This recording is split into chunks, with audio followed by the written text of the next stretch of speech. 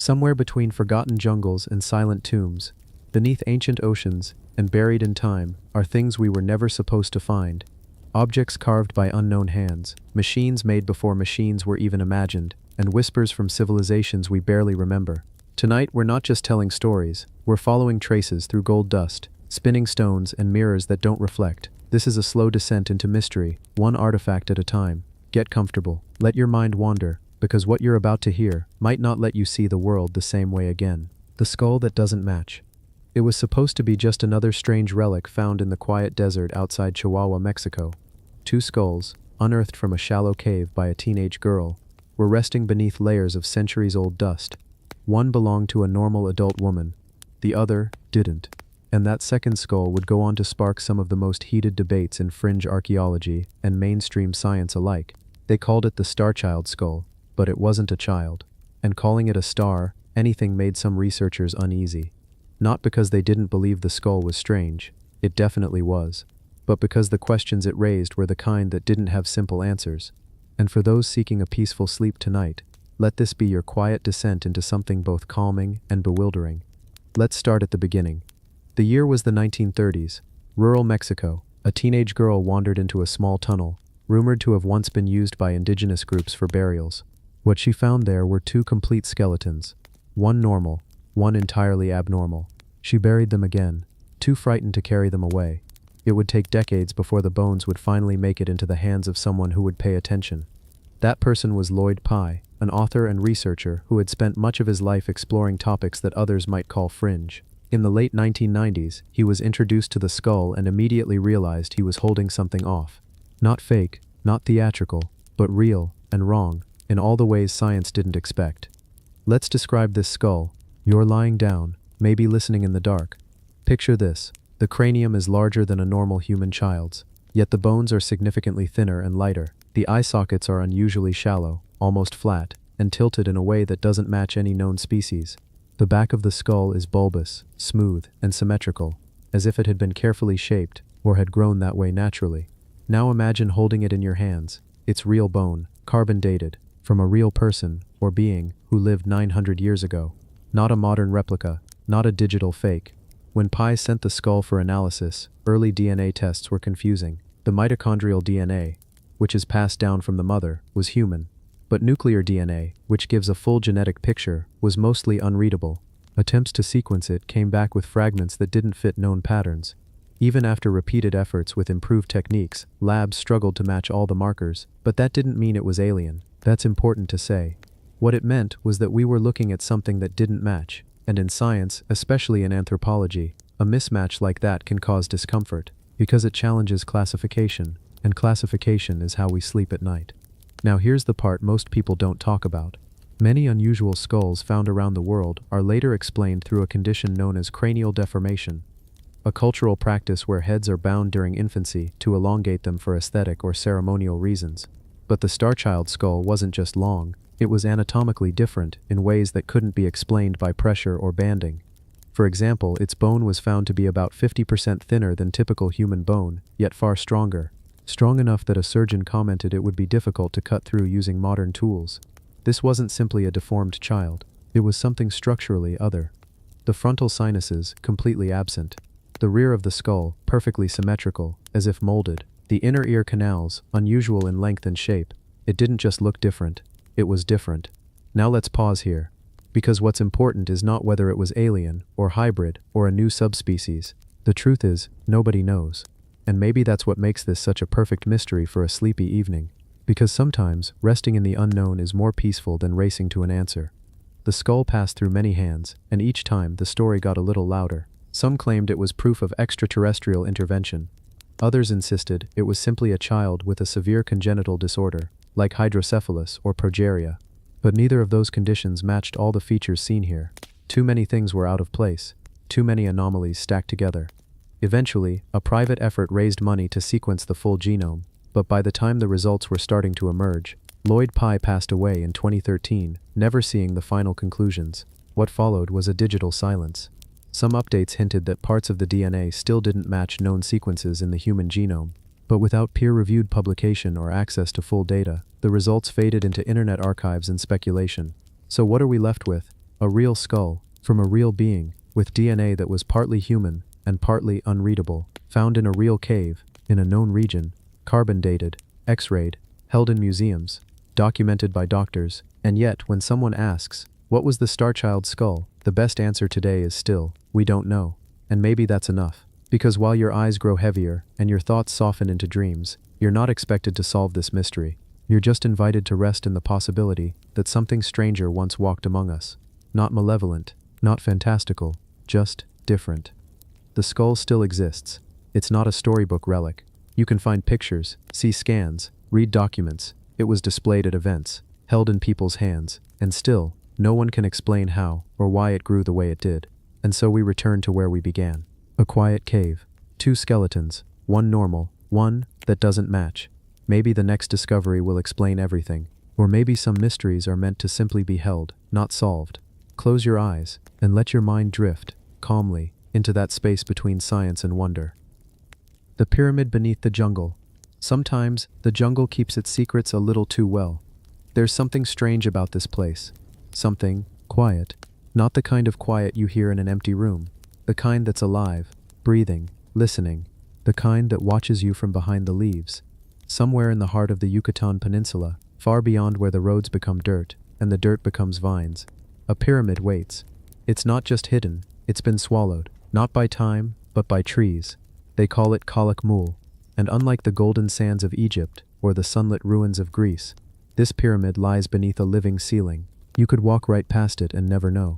1,000 tons of stone, thousands of years of history, buried in plain sight. Not underground, not underwater, just forgotten. The locals had always known something was here. You don't live beside ghosts without feeling them. The forest hums differently near Kalak Mul. The wind bends strange, birds pause longer before singing. And sometimes, under a full moon, the branches don't sway at all, like the trees themselves are holding their breath. When archaeologists first stumbled upon it, it wasn't a discovery, it was a rediscovery. Because this wasn't just a monument, this was a city, a forgotten capital. Once filled with rulers and scribes, dancers and warriors, children and old women. Now it's just trees. The main structure, Structure 2, as it's dryly named in academic papers, is among the largest pyramids in the entire Maya world. Not just tall, but wide, expansive, deep, with layers built atop layers, each level rising like a memory placed over the last. And yet, you could fly over it and never know. From above it's a hill with trees, a lump in the forest, that's all. But the moment you step closer, when you touch the stone, feel the carved edges, run your fingers along the weathered steps, you know, you're standing on the shoulders of giants. This wasn't just a building, it was a story. And stories don't die easily. Archaeologists believe Kalak Mul was once home to over 50,000 people. That's not a village, that's a civilization. And yet, unlike Chichen Itza or Tikal, Kalak Mul didn't leave behind showy ruins. It didn't reach for tourists or cling to the spotlight. It faded, softly, elegantly, like mist. What's even more haunting, the silence of it all. No grand inscriptions shouting its history, no dramatic hieroglyphs carved into walls, just fragments, symbols, quiet traces left behind like breadcrumbs. We don't even know the real name of the city. Kalak Mul is what modern researchers called it, but the people who built it, the ones who danced on its steps and chanted to the stars, they called it something else. And that name is lost. It makes you wonder, how many names do we forget every century? How many stories get buried not in dirt, but in disinterest? Sometimes the forest isn't hiding the ruins. Sometimes the forest is the ruins. The very trees growing here may have once been planted with purpose, aligned to sacred calendars, surrounding courtyards, framing temples. And now they stand tangled and wild, growing wherever they please, like children who've forgotten where they were born. There are chambers inside this pyramid still sealed, rooms filled with humidity and secrets. In one of them, they found the remains of a ruler, buried in a red-painted tomb, his bones stained with cinnabar, his mask made of jade, and beside him, objects that don't quite make sense, tools made from unknown materials, carvings of animals not native to the region, even small spheres, perfectly shaped, whose purpose still baffles modern scholars. Who was this man? A priest? A king? A prophet? And why was he buried in a place no one was meant to find? Sometimes when you're standing in that jungle, and you listen closely, you almost feel like the stones are speaking, not in words, but in pressure, in rhythm, in pulse, like the pyramid itself still remembers, still breathes, still waits. And as you explore deeper, you start to realize something else. This wasn't just a pyramid of stone, it was a pyramid of time. Layer upon layer, generation upon generation, each one building upon the last, never tearing down, only adding. And just like time, it grew, upward, outward, until it disappeared. You begin to feel it in your chest, that strange weight, not fear, not awe, just the ache of forgotten greatness. Because this wasn't just architecture, this was ambition, vision, worship, legacy, and we left it behind.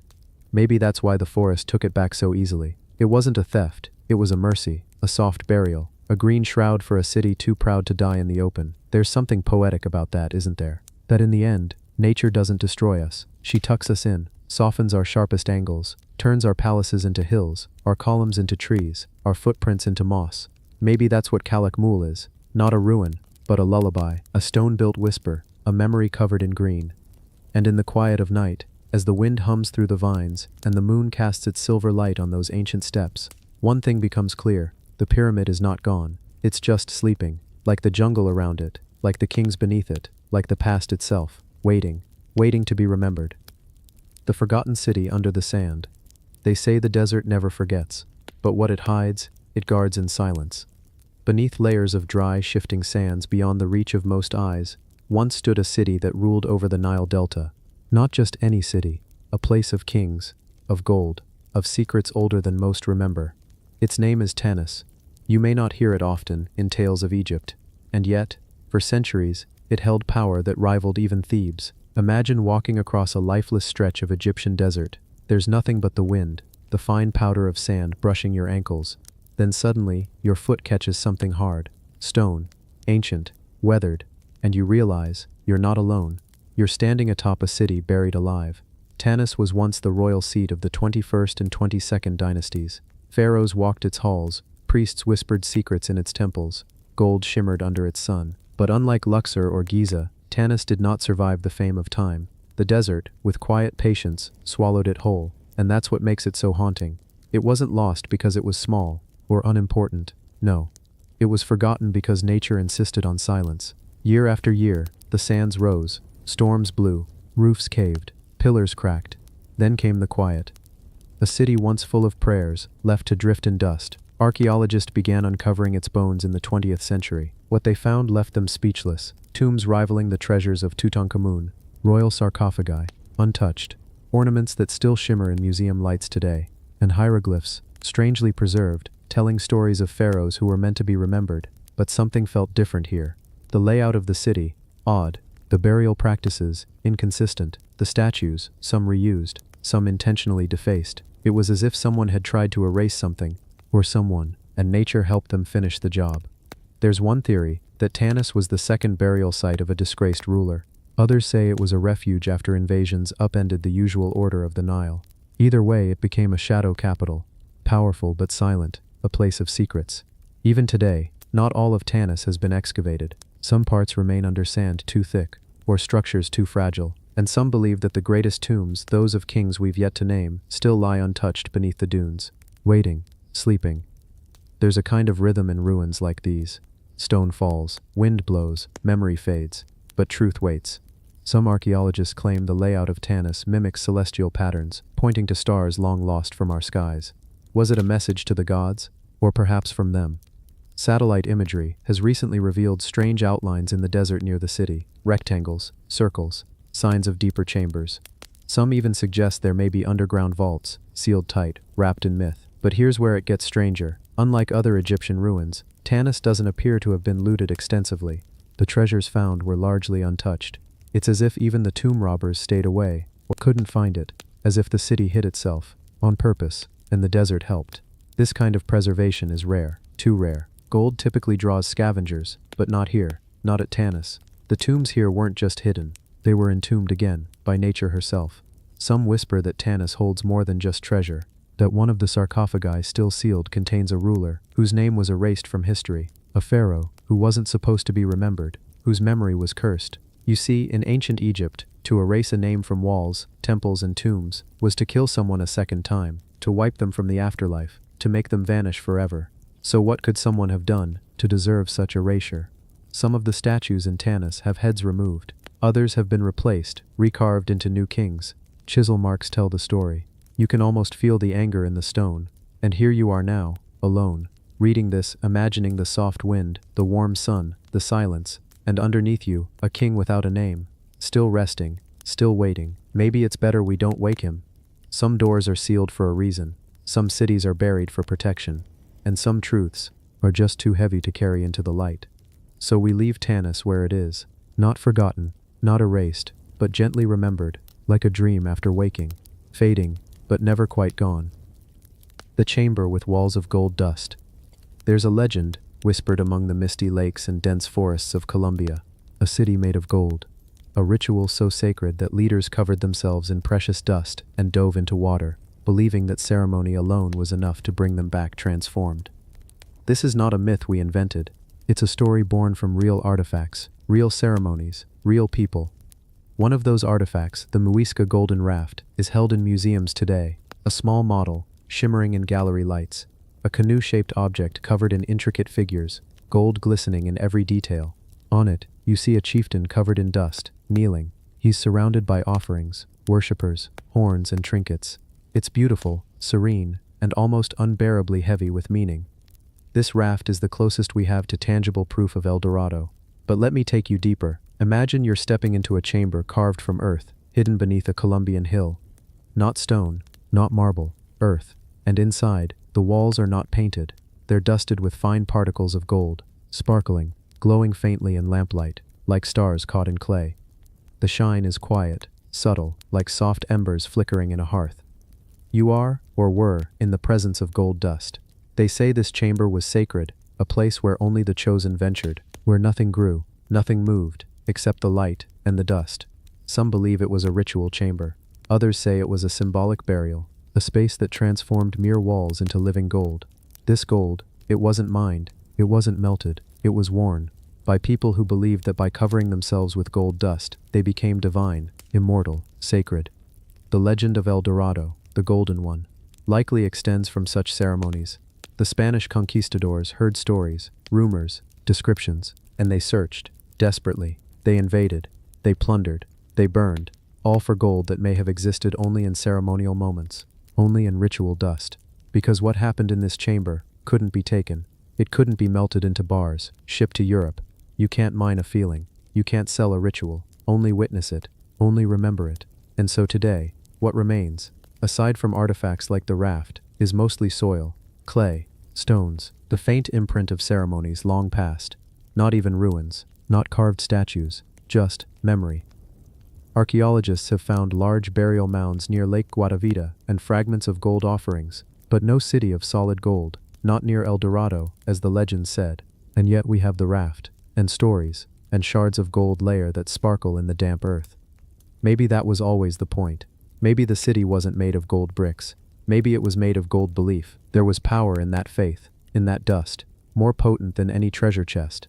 So when you listen to this in the night, when your eyes grow heavier, and your mind slows, imagine the chamber again, earth walls glowing, a single beam of lamplight catching gold specks. No sound but your breath, no movement but your pulse. You may feel a gentle tremor, not fear, curiosity, wonder, because this chamber wasn't just a room, it was a mirror, reflecting what humans placed above all else, the desire to transcend, to transform, to become more than mortal. That desire, covered in gold. You might whisper the name El Dorado tonight, thinking of cities, treasure maps, kings gone mad for gold. But what if El Dorado never existed in brick and mortar? What if it lived only in ceremonies, in golden dust, in ritual silence? And what if that chamber, with its walls of dust, not stone, is the only true door to that world? Think of the Muisca raft again. The figures around the canoe, the chieftain dusted in gold, his kneel like a prayer, his presence like a promise. That artifact traveled from lake to museum, and through it carries the echo of timeless devotion and unspoken faith. Look at it closely. Imagine its plain shape, the detail, the weight, the ritual it held. Between each figure is a gap, a space, meaning unsaid, meaning lost, yet still there. And so, as you drift, let your mind wander into that golden room. Taste the dust on your tongue. Feel the warmth of belief. Recognize the quiet sincerity of it, that ancient longing to touch something divine. That's what legends are made of, and sometimes, that's enough. The giant that fell into the river. When people speak of giants, they usually mean legends, fairy tales, the stories passed down through whispered words beside a fire. But what if some of them weren't fiction at all? What if the bones were real, and we simply weren't meant to keep them. In a remote corner of Ecuador, a farmer stumbled upon something strange after a flood carved through his land. At first it looked like driftwood, long, curved, and dark with age, but as the sunlight dried it out, the farmer realized what he'd uncovered wasn't wood, it was bone. Massive, ancient bone. A jawbone, to be precise. Larger than any he'd ever seen. Nearly double the size of a modern human's, with teeth that were still intact. It didn't belong to any known animal in the region. And soon, as digging continued, more bones were found. A femur over 40 inches long, rib bones that curved like the frame of a small boat, and a partial skull that didn't fit the proportions of modern man. The locals began to whisper. They remembered the old stories, the ones their grandparents told about the Gentiles, the tall ones, the ancient ones. According to the Shuar people and other indigenous tribes, these beings once walked the earth like men, but taller, much taller. Some stories say 8 to 10 feet, others even taller. Now here was a skeleton, real, physical, unearthed by water and earth, and for a brief moment it seemed like those stories might have been true all along. Word spread fast, first to a local university, then to the press. Photos were taken, researchers were invited. Some preliminary analysis suggested the bones could be human, but vastly outsized. The leg bone alone indicated a person nearly 8 feet tall. That, of course, was biologically rare, but not impossible. Then, suddenly, the site was closed. The bones were said to have been relocated for preservation. No further details were made public. And the farmer? He stopped speaking to the press. The land was fenced off. Government officials cited safety concerns. And just like that, the discovery was swallowed again by silence. But this wasn't the first time. Thousands of miles away, in Nevada's Lovelock Cave, guano miners in the early 1900s found something equally strange. Deep within the dry cavern walls were the mummified remains of very tall individuals, reportedly over 7 feet in height, with red hair and massive skulls. The Paiute tribe of the area had long told stories of red-haired giants called the Saite Ka, who once warred with their ancestors. Archaeologists did excavate the cave. Artifacts were removed. Some were preserved in museums. But the alleged giant bones, most vanished. Only a few photos remain. Grainy, black and white images of long bones laid next to yardsticks and pickaxes. Skeptics argue these were just tall humans, perhaps people with gigantism, or misidentified animal bones. But even today, whispers persist among locals, among alternative researchers, among those who've spent their lives chasing the truth buried beneath official history. And in Ecuador, the story doesn't end with one discovery. In 2013, researchers announced the finding of another set of giant bones in Loja province. The skeletons reportedly ranged from 7 to 10 feet tall. One belonged to a woman, another to what appeared to be a man who would have stood nearly 9 feet. The bones were well preserved. Scientists took samples. Some early tests hinted they were around 600 years old, but again, soon after, the trail went cold. The bones disappeared into private labs. Journalists lost access, and no peer-reviewed publication ever emerged. What's odd is not just the bones, but the patterns. Found, announced, then buried, this time by bureaucracy. Why would such discoveries be suppressed? Theories range from the mundane to the conspiratorial. Some believe institutions fear rewriting human history, that giants don't fit the narrative of slow, gradual evolution, that such beings, if proven real, would upend textbooks, museums, and entire academic careers. Others suggest more exotic explanations, that these giants were part of a lost civilization, older than we imagine, one that predated recorded history and left behind only fragments. Some even believe the bones might not be entirely human, a separate branch, a cousin species, or something even stranger. Yet for every photo that's deleted, another emerges. For every discovery that vanishes, a rumor takes its place. In dusty drawers of local museums in Ecuador and Nevada, there may still lie bones that never made it into the spotlight. A tibia too long, a tooth too large, labeled, misfiled, or simply forgotten. And there's the real mystery. Not just in the bones themselves, but in how often the world chooses to forget them. You could stand by the river today, where that farmer first found the jawbone. The land looks ordinary now, a few trees, the sound of water, but under the soil, somewhere might still rest the rest of that skeleton, still waiting. Perhaps not everything ancient has been found. Perhaps not everything should be forgotten. Because when the earth opens unexpectedly, sometimes it reveals more than we're prepared to believe.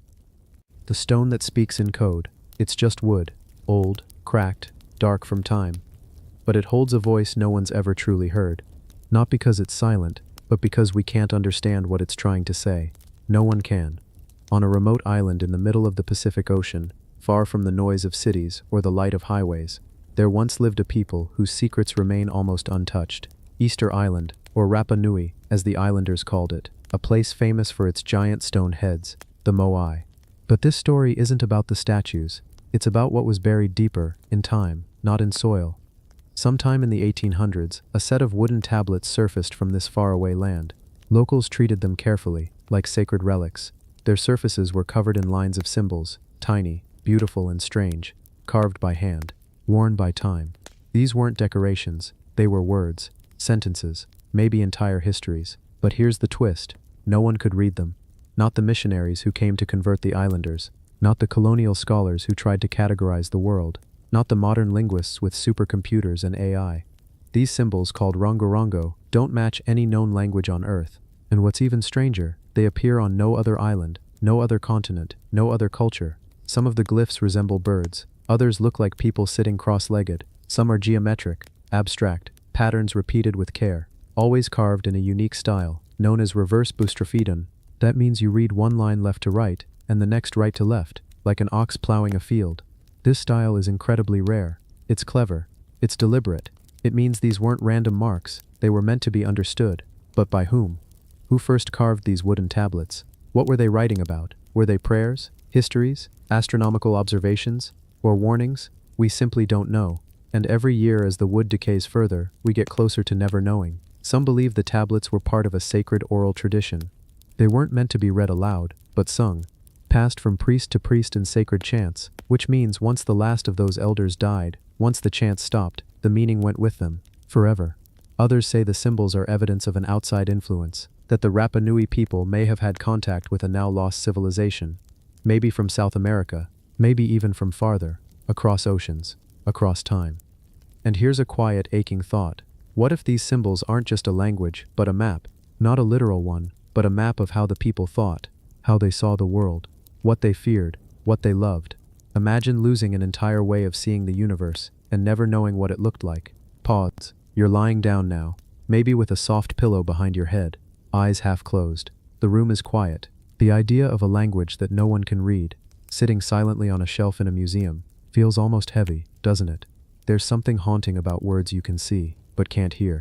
It's like watching someone scream through glass. And still, the tablets exist. They sit behind glass cases in museums, in Chile, in Vienna, in Santiago. Scientists take scans. Linguists debate. Some claim they've cracked pieces of it. Others say we're nowhere close. And while they argue, the story of rongorongo sleeps. One theory suggests it was a proto-writing system, a symbolic language still being developed. Another claims it's a full script, with grammar, structure, and poetry we'll never decipher.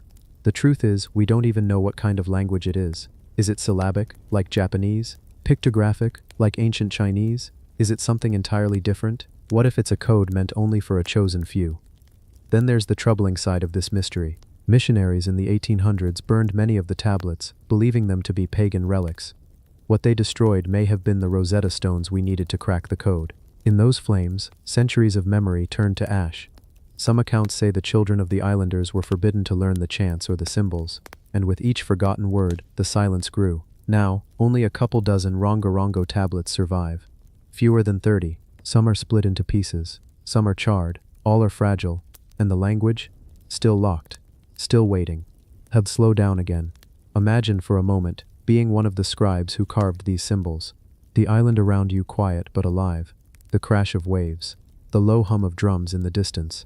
You're hunched over, pressing into wood with a shark tooth or a flint blade. You don't write in haste. You don't scribble. You carve with rhythm. Each symbol is sacred. Each mark a whisper from your ancestors. You're not just writing a story. You're preserving a soul. Now imagine that soul never being heard again. That's what rongorongo feels like. It's more than a code. It's a spirit in a bottle, drifting through time, waiting for someone who still remembers how to open it. And as your eyelids grow heavier, know this. In museums around the world, under the soft hum of security lights, the rongorongo tablets still wait. Silent, mysterious, beautiful. They may never be read again, but they are not forgotten. They are the stones that still speak in code. The black box buried in ice. It starts with silence. Not the kind of silence you find in a quiet room. This is the silence of deep time. Of a place so still, even the air feels ancient. Greenland. A frozen island blanketed by ice so thick it crushes time into layers. Every snowfall traps a memory. Every season presses the past deeper into the cold. And down there, deep in that buried past, something dark was waiting. In the 1990s, a team of researchers had set out to drill one of the longest ice cores in history. Their goal was simple on the surface: understand Earth's past climate. They weren't looking for artifacts or anomalies, just old air trapped in bubbles, dust, pollen, and clues to ancient atmospheres. But what they found, more than 2 miles beneath their feet, was something no one expected: a black line, a smear of darkness inside the clean white ice. It shouldn't have been there. It wasn't volcanic ash. It wasn't pollution. This layer was too old and too mysterious. The ice dated back roughly 12,800 years, just as Earth was emerging from the last ice age. This period, known as the Younger Dryas, is one of the most sudden climate shifts in geological history. A time when Earth warmed and then, almost overnight, plunged back into a deep freeze. Crops failed, megafauna vanished, and in some places, entire human cultures seemed to have disappeared without a trace. And there, frozen in time, was that thin, dark layer. Like a warning, like a scar. Some scientists suggested it was soot, evidence of global wildfires. But the source of that fire? Still unclear. Others believed it came from the sky, a comet, perhaps, or a meteor. Something big enough to slam into Earth, set continents ablaze, and plunge the world into chaos. But it wasn't just the darkness that disturbed them. It was how consistent it was. This wasn't random ash from one volcano. It was global. Matching dark bands were found in Europe, in North America, even in South America, all from the same time, all telling the same story. A catastrophe had happened, one that may have changed everything. Now imagine this. For tens of thousands of years, early human cultures had been slowly growing, building settlements, understanding agriculture, trading, telling stories, forming rituals. We assume they were primitive, but what if they weren't? What if an early spark of civilization was already burning, and the black box of ice is the only trace of its end? It's a theory called the Younger Dryas impact hypothesis, and while it's still controversial, it's gaining traction. Archaeologists at sites like Göbekli Tepe in Turkey, dated to just after this mysterious event, believe we may be looking at the remnants of people who survived that cataclysm, who remembered the sky falling, who built great stone monuments not to celebrate, but to remember, to warn. And yet, what if that warning is still unread? The dark layer in Greenland is more than just old soot. It contains tiny spheres of melted rock, microtectites, only formed in intense heat. It contains iridium, a metal rare on Earth but common in asteroids. And most disturbingly, it contains nanodiamonds, minute, super-hard particles formed under crushing pressure. You don't get nanodiamonds from forest fires, you get them from impacts. Still, the debate rages on. Critics argue the evidence isn't conclusive, but every year, more ice cores and sediment layers point in the same direction. Something happened around 12,800 years ago. Something massive, something fast, something we've forgotten. You might wonder, if such a disaster struck once, could it strike again? Could the black box buried in Greenland be more than just a record of the past? Could it be a message, a reminder that civilizations are fragile, that what we build can vanish in an instant, that the planet remembers even when we forget? Sleep now, knowing this: the ice never forgets. It holds the truth gently, layer by layer, waiting for us to listen, and when we finally hear it, we may realize we are not the first to walk this earth with wonder, with ambition, with dreams, but we may be the first with a chance to learn from the silence, and maybe avoid joining it. The cave full of crystal swords. In the north of Mexico, deep beneath the dust and sun-drenched landscape of Chihuahua, there lies a cave that looks like something imagined in dreams or perhaps nightmares. It's not marked on tourist maps. There are no souvenir shops nearby. It remains locked away beneath the surface, guarded not by stone or secret, but by heat. Crushing, suffocating heat. But when you first hear about it, it doesn't sound real. A place filled with giant crystal swords, not crystal-like, not crystal-shaped. Actual, cathedral-sized beams of selenite, pure gypsum, so large and so clear, they look like frozen pillars of light. Some of them stretch 30 to 40 feet long, weighing as much as 55 tons each. They rise from the floor, jut out from the walls, and hang from the ceiling like the remains of a shattered glass palace. Scientists didn't discover it until the year 2000, and it happened by accident. Miners at the Nika lead and silver mine were digging a new tunnel when they broke through into an air pocket. They expected dirt, maybe water. What they found instead was this massive underground cavern, a hidden room that nature had been building slowly and silently for 500,000 years. But the moment they stepped inside, they realized something wasn't right. The temperature inside the cave wasn't normal. It wasn't even survivable. The air was humid and heavy, nearly 100% humidity. and the heat surged to 136 Fahrenheit. Just minutes inside without protective gear could cause confusion, collapse, even death. Imagine that. You're standing in the middle of one of the most visually stunning places on Earth, a place no one has ever walked through before, and your body is trying to shut down just from breathing the air. The crystals glisten like ice, but they don't offer coolness. They reflect the light of your helmet lamp, shimmering in soft yellows and silvers. The air is thick with moisture, like breathing through wool soaked in steam, and the silence is complete. This place doesn't want you here, and yet, it exists. And it raises a question: how could something this massive stay hidden for so long? You'd expect a place like this to be famous, worshipped, maybe even feared, but the truth is, until modern mining equipment pierced the right layer of rock, no human had ever seen it. The cave itself is shaped like a hallway, about 100 feet long and 30 feet high. Some of the crystals are so big they could easily impale a bus, and yet they formed slowly, drop by drop, over hundreds of thousands of years. Perfect conditions, high temperature, mineral-rich water, and time. No one built this place, no one carved it, nature did. But in doing so, it created something so alien, so otherworldly, that even scientists who specialize in geology were left speechless. Many people who first saw photographs of the cave assumed it was fake. It looks like a movie set, some said. It can't be real, others wrote online. But it is. And the deeper you dig into the story, the stranger it becomes. You see, the cave's existence isn't just rare, it's almost impossible. All of the conditions had to be exactly right. Not too hot, not too cold. The water needed just enough sulfate and calcium, and it had to remain undisturbed for hundreds of thousands of years. The slightest change, and the crystals would never have formed. But here's the twist. The cave only exists because of a nearby magma chamber, a slumbering pocket of heat just beneath the Earth's crust, which means this place may never have been meant to be seen. It wasn't for us, and maybe that's why it's so deadly to visit. Scientists who've studied the cave can only spend a few minutes inside at a time. They wear refrigerated suits, breathing filtered air, and still, they have to rotate in and out quickly. Some have reported hallucinations, confusion, and even fainting after just 15 minutes. That's how oppressive it is. And yet the crystals wait, silent, unmoving, thousands of years old, and still growing. But here's where the mystery deepens. Since the cave was discovered, there have been whispers, not of the crystals themselves, but of what might be inside them. Some scientists believe microbial life, unknown, ancient bacteria, may have become trapped inside the crystals as they formed. These microbes could be over 50,000 years old, and still alive, in suspended animation. And if that's true, it means the cave doesn't just hold geological secrets, it might hold biological ones too, a frozen time capsule, from an age when humans hadn't yet drawn on cave walls.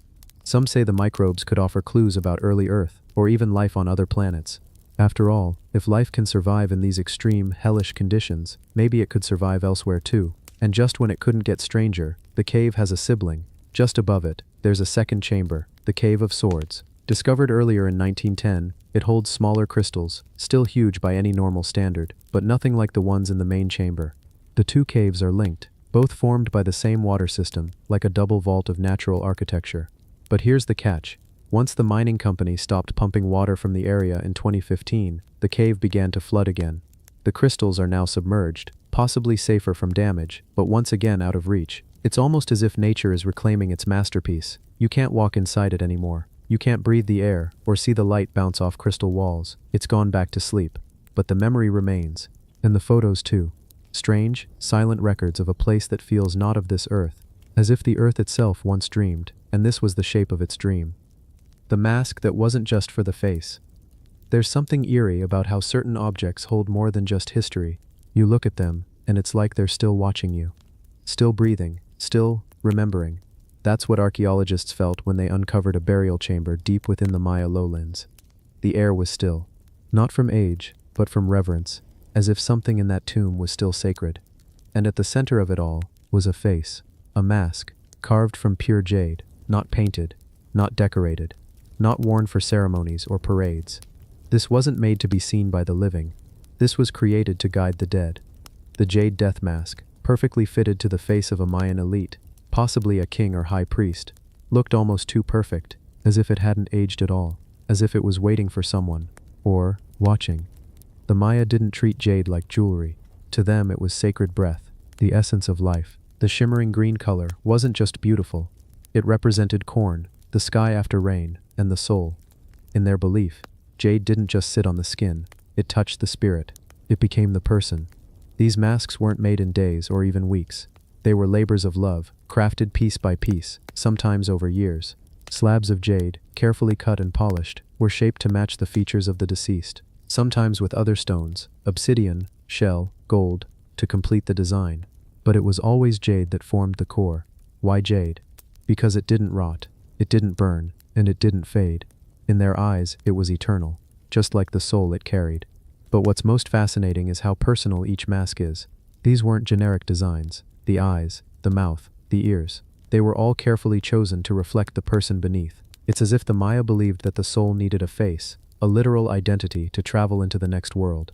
Now imagine this. You're inside a stone burial chamber. It's been sealed for over 1,000 years. There's no light, just your torch. No sound, except your own breath. And then you see it, a green shimmer in the dark.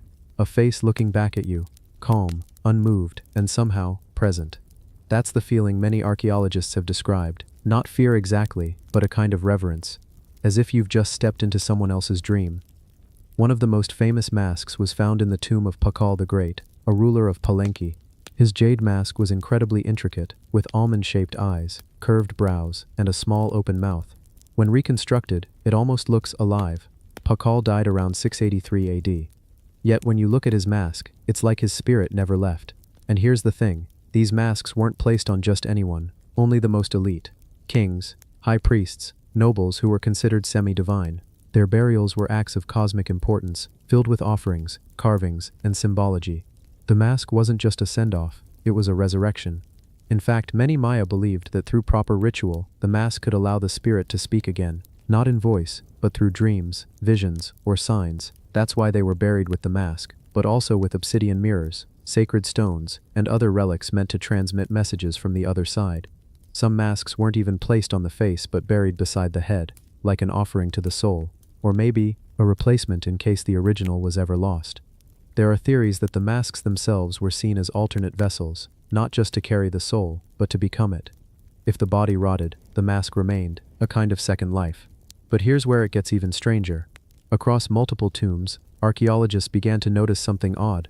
Some of the masks looked too similar, faces that mirrored each other across different burial sites. The same sharp jawline, the same brow ridge, even the same spacing of the eyes. Was this just coincidence? A shared style? Or were they replicating a specific individual? Someone legendary?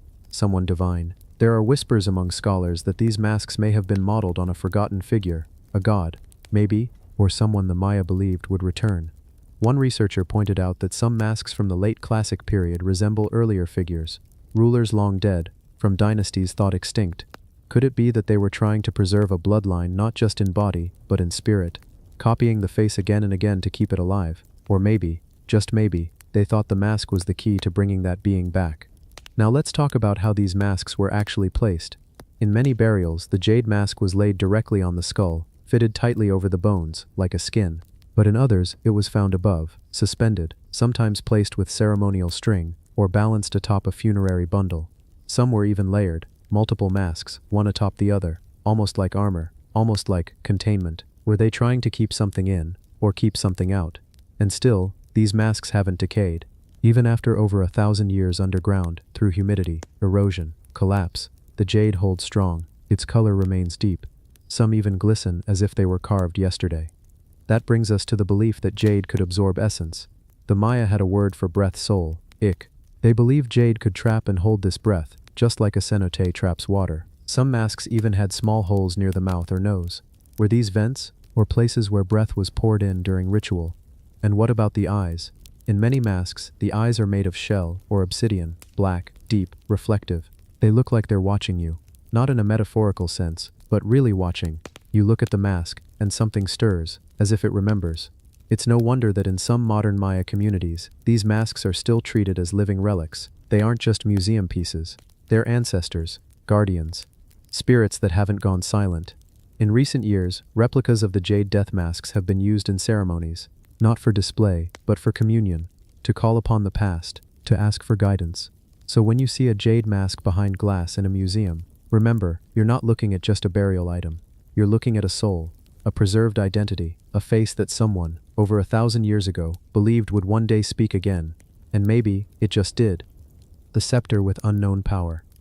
In the heart of ancient Egypt, Long before the modern world had words like electricity or technology, there existed a symbol, quietly repeated in artwork, temples, and tombs. A tall, strange staff, forked at the top, held by gods, etched into sacred walls, and whispered about in the kind of voices that never wanted to be heard by the living. This staff, most closely associated with Osiris, the god of the afterlife, wasn't just a ceremonial object, at least, not according to everyone. Most visitors to Egypt's museums or ruins overlook it. They might focus on the towering pyramids, the painted coffins, the golden masks of royalty. But here's the thing, some of the most powerful mysteries weren't carved on grand monuments, they were handheld, and the staff of Osiris, it may be one of the strangest of them all. In almost every depiction of Osiris, he's shown holding a staff, a long pole, forked at the top, often accompanied by the crook and flail, symbols of kingship.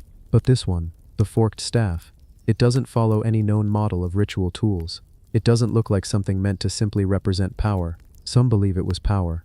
Literal, functioning, purposeful.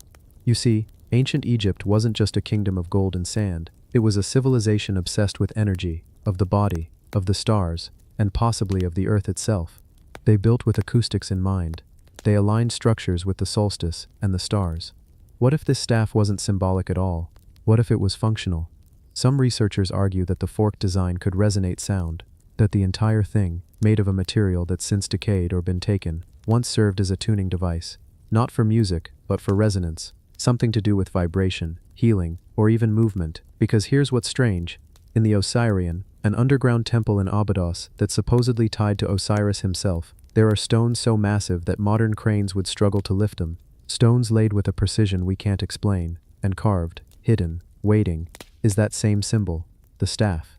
Mainstream scholars say it's all symbolic, a piece of mythology. But others ask, what if it was real? What if the myths are just misunderstood manuals? In Egyptian belief, Osiris wasn't only ruler of the dead, he was the one who knew how to return, how to regenerate, how to move between realms. If his staff had a role in that, could it have been more than ritualistic?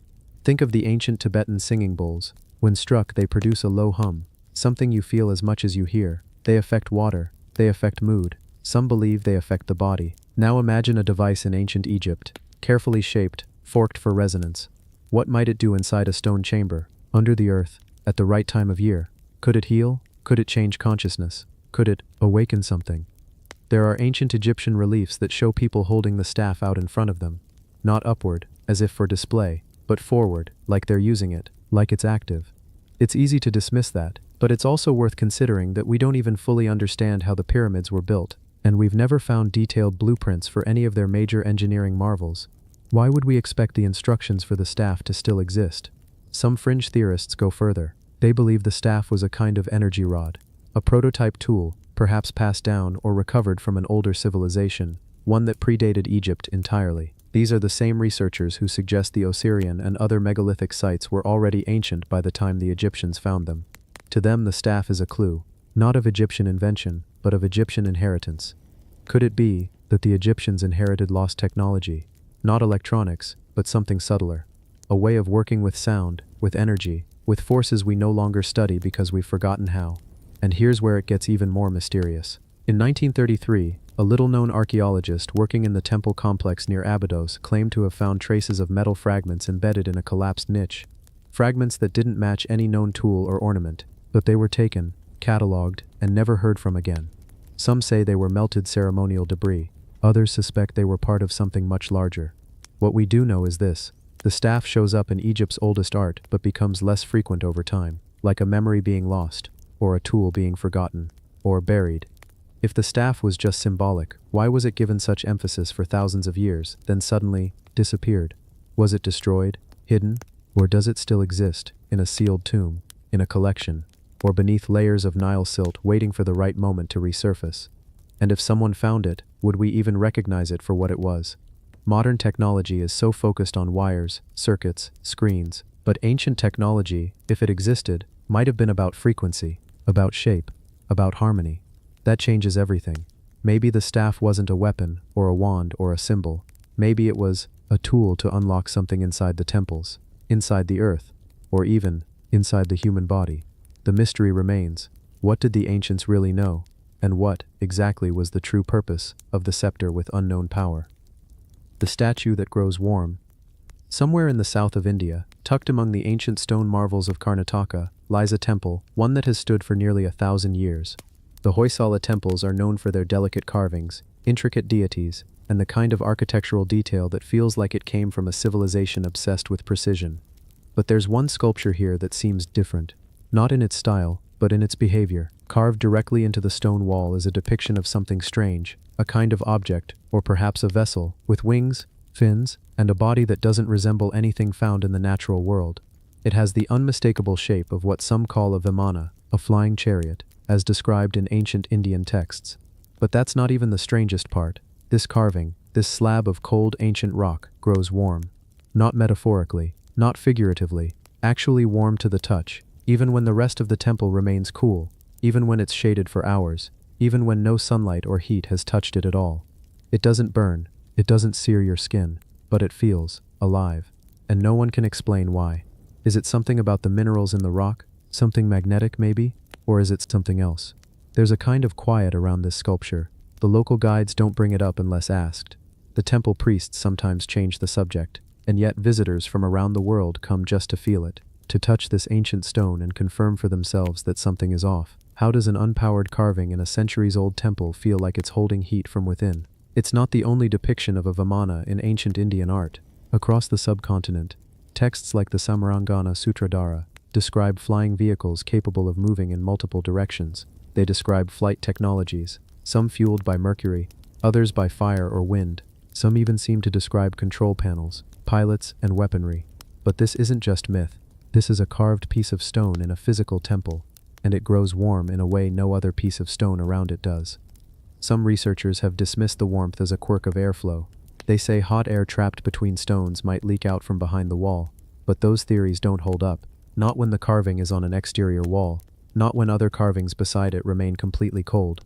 What makes this even more unsettling is the lack of any real study. Despite its bizarre behavior, no serious archaeological body has done a deep investigation, no thermal imaging, no ground-penetrating scans, no chemical analysis. Why? Is it oversight, or is it avoidance?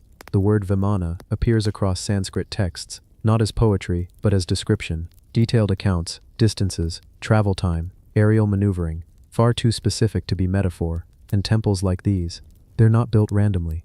Every stone in a Hoysala temple is a part of a larger system, each with symbolic meaning, yes, but also practical design. Some of them align with solar events, others hum with strange frequencies.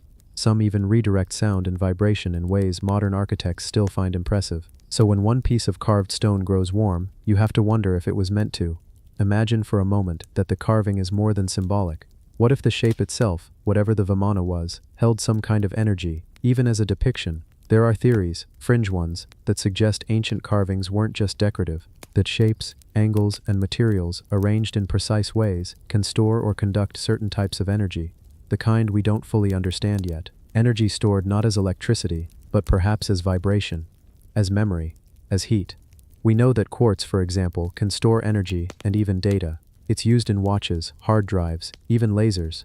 Could ancient builders have understood this in a way we've forgotten? When you stand in front of the warm carving, it's hard not to think about that, to wonder if this wasn't just a stone, if it was a component, a relic, or something else entirely. Some believe it's a marker, that the sculpture wasn't carved to honor a legend, but to point to something real, something once buried or lost, a prototype, a fragment, a technology mistaken for myth. Others go further. They claim that the vimana isn't symbolic at all, that ancient civilizations across the globe had access to flight, energy, and even weapons, and that their remnants have been misinterpreted as religious artifacts. And in temples like this, built with mind-numbing accuracy, you begin to understand why people believe that. The carvings themselves tell stories. Elephants born of clouds, gods descending in fire, travelers in flying ships. If you read the Mahabharata, the stories become even stranger. Descriptions of aerial battles, beams of light, and mushroom cloud-like destruction. Not metaphor, description. So when you see a vimana carved into a temple wall, and you place your hand upon it, and it's warm, your mind begins to drift, not to magic, but to memory. What if the people who built this knew something? What if they recorded it not in paper or words, but in stone? What if the vimana isn't just a symbol, but a footprint, something left behind, not to be worshipped, but to be found? And what if the heat that lingers in that carving is the last trace of what it once was, not a god, not a myth, but a machine. One forgotten, now sleeping, still humming, softly, in stone. The wheel. No one could spin. They say the desert has its secrets, but the stone remembers everything. Tucked in the heart of Hampi, a silent monument waits in the dust.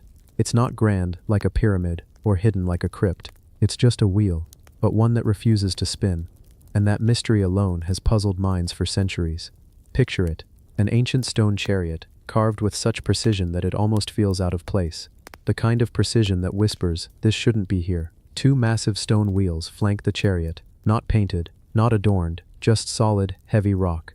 And yet, they aren't fused to the base. They were carved as if they were meant to rotate, but they don't. No matter how hard you push, how many tools you try, these wheels stay locked in place, unmoving, untouched by time. Some locals say the gods rode in it once. Others say it's a celestial machine, grounded by human misunderstanding. But no one really knows why this chariot exists, or how. The carvings are impossibly detailed. There are horses that never age, guardians with eyes so lifelike you could swear they once blinked.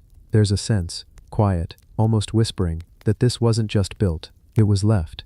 Now here's the odd part. In other temples across India, similar chariots exist, but those are symbolic. Their wheels are fused, part of a whole, decorative. But not this one. This one's different. Even the wheels, though still, show a hint of intention, like they were made to move, like they did move long ago. Was there once a technology we've forgotten? Something that could animate stone without modern motors, wires, or gears? Something so advanced it left behind no trace because we never recognized it as tech to begin with. The platform it rests on is smooth, too smooth. Geologists say erosion could explain it, but that doesn't account for the perfect symmetry. There are no tool marks, no cuts where the stone was split. It's as if it was poured, or grown, or sung into place. And the question remains, why create a wheel that doesn't turn? Maybe it did. Not in motion, but in energy. Maybe the whole structure was part of a larger mechanism, a part of something we've lost, or simply can't see anymore. One theory suggests the chariot was once part of a celestial calendar, that it aligned with the sun, casting shadows at exact times of year. But that doesn't explain the effort, or the mystery. Why so much detail, so much precision, for something purely symbolic? Others believe the wheel itself was a kind of tuning device, that it resonated with frequencies we no longer understand, that the vibrations of certain chants or rituals could awaken it, spin it, animate it, not physically, but spiritually. It's strange to think about that a wheel could be alive. But then again, ancient cultures didn't separate life and objects the way we do. To them, stone could hold memory, metal could hold spirit, and maybe this wheel holds both. You walk around it and feel something, not heat, not cold, but presence, as if it watches back, as if it waits for someone who remembers how it once worked. There's an inscription near the base, not quite readable, weathered by time, but scholars believe it may have once been a set of instructions, or a warning. But it's broken now, half missing, half buried. Some say the British tried to take it during the colonial era, that they tried to move the wheel, but every time, something went wrong. A pulley would snap, a rope would fray. One story claims an officer went blind trying to carve it loose. Whether true or not, the wheel never moved, and so it stayed, locked in place, forgotten by most but never quite silent.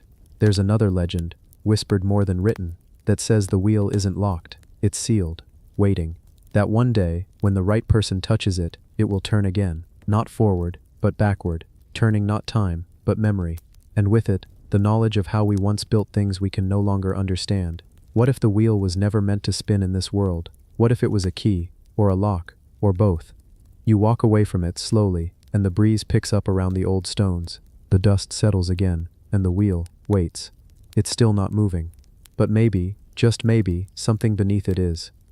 The cube that shouldn't exist. They didn't know what they were digging toward. It was just another day at the coal-fired plant in Vöcklabruck, Austria.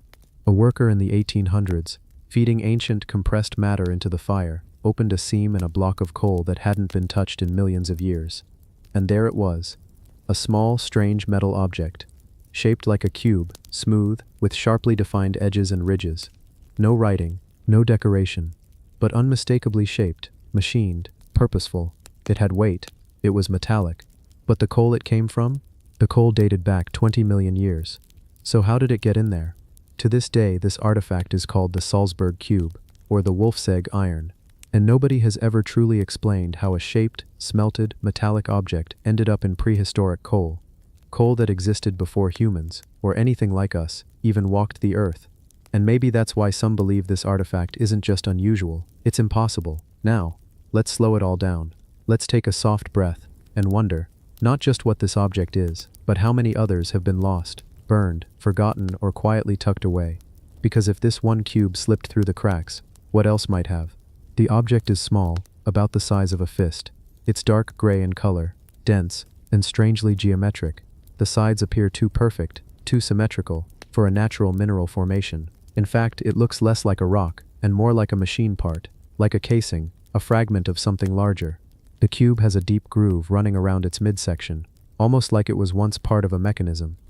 In 1886, an Austrian mining authority named Archaeological analyzed the cube. His conclusion: it wasn't natural, it wasn't a fossil, it wasn't a lump of meteorite or a chunk of ore. It was iron, hardened, smelted iron, alloyed with nickel, and it showed signs of casting or machining. But metallurgy?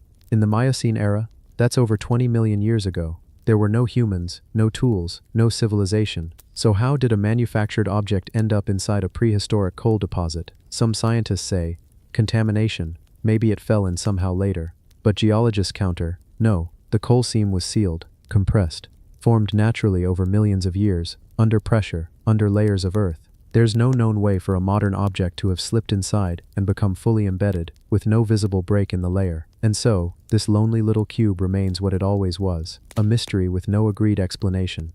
Now, just imagine, you're holding it in your hand, this dark little shape, its edges cool, its weight unexpected. The moment you touch it, your mind begins to race. Who touched it before you? Not the miners, not even early humans, but someone, or something, long, long before our kind arrived. What if it wasn't from here at all? One theory is particularly wild, but curiously persistent. It suggests the cube isn't just from Earth's deep past, but from somewhere else entirely. Not a relic of an early civilization, but a relic of another one. Visitors, watchers, or even an earlier cycle of human-like intelligence that came before us, rose, built, and vanished, leaving behind only metal echoes in rock. What if human history isn't a straight line, but a cycle?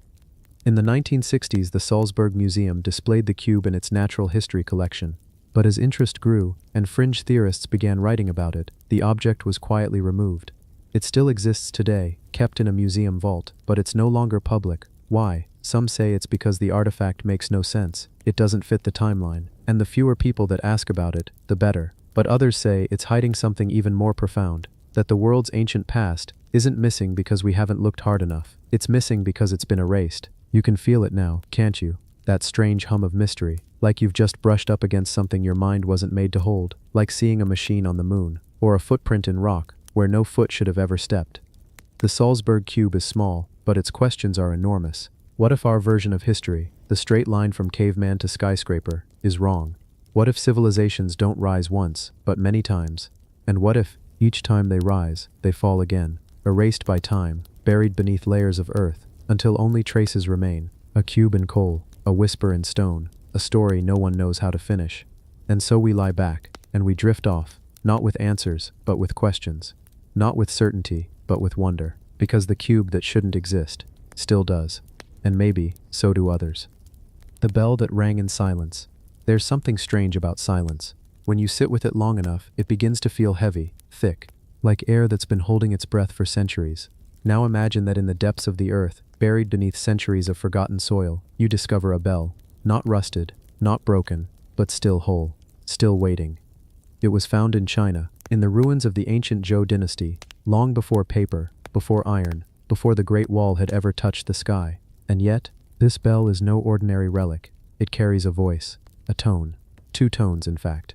When struck, gently, deliberately, it sings out not one note, but 2, clear, resonant, one rising, one falling, in perfect harmony, and no one knows how. This is a bell that shouldn't be able to do what it does.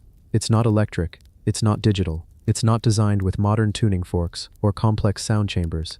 It was cast more than 2,000 years ago, in a time when bronze was still a new magic. Archaeologists call them bianzhong, bronze bells used in ancient Chinese rituals and court ceremonies. But this particular one was unlike the others. You see, most bells ring with a single pitch. It vibrates, echoes, fades. But this bell holds something more, a secret embedded in the way it was shaped. Its sides are uneven, not flawed, designed. One curve dips just slightly more than the other, one corner is thicker. The pattern of this asymmetry is deliberate, and that subtle design makes music, not noise, not clangs, but real, layered resonance, a tone that sounds almost human. The strange part, the people who made this bell didn't have what we would call musical notation. They didn't have tuning apps or oscilloscopes, yet they knew, down to the angle, the width, the alloy mixture, exactly how to create two notes from one strike. One sound for heaven, one sound for earth. That's what some researchers believe, that it was symbolic, spiritual, a way to mirror the duality of existence, body and soul, above and below. Others say it was practical, an instrument of court music, played by teams of musicians, lined up with rows of bells hanging from ornate wooden racks, each one struck with wooden mallets, each one singing a unique tone, or two. But here's the thing, even today, we struggle to replicate that precision without advanced modeling. We can scan the bell, we can measure the frequencies, we can map the curves and metal thickness down to the micrometer, but to make one just like it, that's still not so easy. Because it wasn't just forged, it was crafted, with purpose, and maybe with knowledge we've lost. The bell doesn't just sit silently in a museum now. It's been studied, x-rayed, acoustically tested. When researchers first tapped it lightly in the lab, they didn't expect much, just a dull chime, a relic's last breath. But what they got instead was music. A low humming foundation, followed by a faint, higher shimmer, riding just above it. Two frequencies, two voices, one instrument. It left the room quiet for a moment, the kind of silence that's not empty but full, like the bell had just spoken something forgotten, and everyone there had heard it. Some claim this acoustic ability was intentional, an advanced understanding of resonance thousands of years ahead of its time. Others quietly wonder if the bell was meant to mimic something else. A celestial tone, a universal hum, the kind of sound that lives not in ears, but in the bones. In ancient China, sound was more than entertainment. It was cosmology, order, balance. The wrong sound could disrupt harmony. The right tone could align rulers with the heavens. So maybe this bell wasn't just for music. Maybe it was a tuning device, not for instruments, but for the soul, for temples, for time. Imagine a dark stone chamber, candlelight flickering, priests standing in stillness, and one single strike of the bell, echoing across the walls like thunder wrapped in velvet. Two tones, one call, one reply, and then silence again. Not every bell from the Zhou era had this dual-tone property. Only a few have been found. Most are damaged, corroded by centuries of earth and rain, but this one survived. Not by accident, but maybe because someone wanted it to. Somewhere between craftsmanship and intention, this bell became a message. Not just from the past, but from people who understood something we've forgotten. That sound is not just heard, it's felt. That silence is not the absence of noise, but the presence of everything waiting to be said. And maybe that's why it still rings. Even after centuries in the dirt. Even after its creators have vanished. Even after the world has changed. The bell waits. Quiet. Still. Whole. Until someone, like you, is ready to listen. The helmet that hears the sky. It was found in the cold. Not the kind of cold that nips at your fingers or sends a shiver through your coat. This was the kind of cold that has weight to it, that seeps into your bones, curls up in your lungs, and lingers. A high plain in Siberia, empty, windswept, quiet in a way that feels ancient. The archaeologists were careful. They always are when it comes to burial mounds like this. You don't rush when the ground you're digging into hasn't been disturbed in over 2,000 years. You listen, you brush, you feel the silence as if it's alive. They were expecting bones, maybe some rusted tools, a few gold beads if they were lucky. What they found was something else. It was gold, yes, but not jewelry, not coins. It was a helmet, or maybe a crown. But it didn't look like any war helmet we've seen in museums. It had no padding for protection, no space for a strap. It wasn't made for fighting. It was shaped like a half-circle dome, solid, heavy, real. But at the top were spires, long, thin antenna-like rods, extending upward like the feelers of some forgotten insect god. And etched into the band were strange, curling symbols, spirals, eyes, lines that meant something, but to whom? They called it a Scythian crown. The Scythians were nomads, fierce warriors who rode horses across the steppes long before Rome ruled Europe. Their burial mounds are scattered across Russia, Ukraine, Kazakhstan, and in some, like this one, we find gold that's never tarnished, stone that's never cracked, buried deep under frozen earth. But this one, this crown, it was warm. No, not glowing, not hot to the touch, but warm in a way that didn't make sense. Everything else around it, bones, tools, even the soil, was ice cold. But this, it seemed to resist the cold, like it remembered the sun. Some scientists dismissed it, saying the gold conducts heat differently, that it absorbed body warmth during handling. that the temperature shift was nothing more than mechanics. But some weren't so sure. One of the archaeologists, a woman in her 60s who had excavated sites her whole life, said that when she first touched it, she heard something, a hum, so faint she thought it was tinnitus, but it stayed with her, long after she left the site, a soft resonance like wind through wire. Another researcher swore that the crown vibrated slightly when storms rolled in, that it responded to the sky. That's when people started calling it the helmet that hears the sky, and they meant it literally. In ancient Scythian belief, the sky wasn't just weather, it was divine. The heavens were a place you listened to, not just looked at. Messages from the stars, the gods, the ancestors, they came on wind and thunder, and this crown, it wasn't just for ceremony. Some think it was a receiver. We laugh, of course. How could something 2,000 years old receive anything?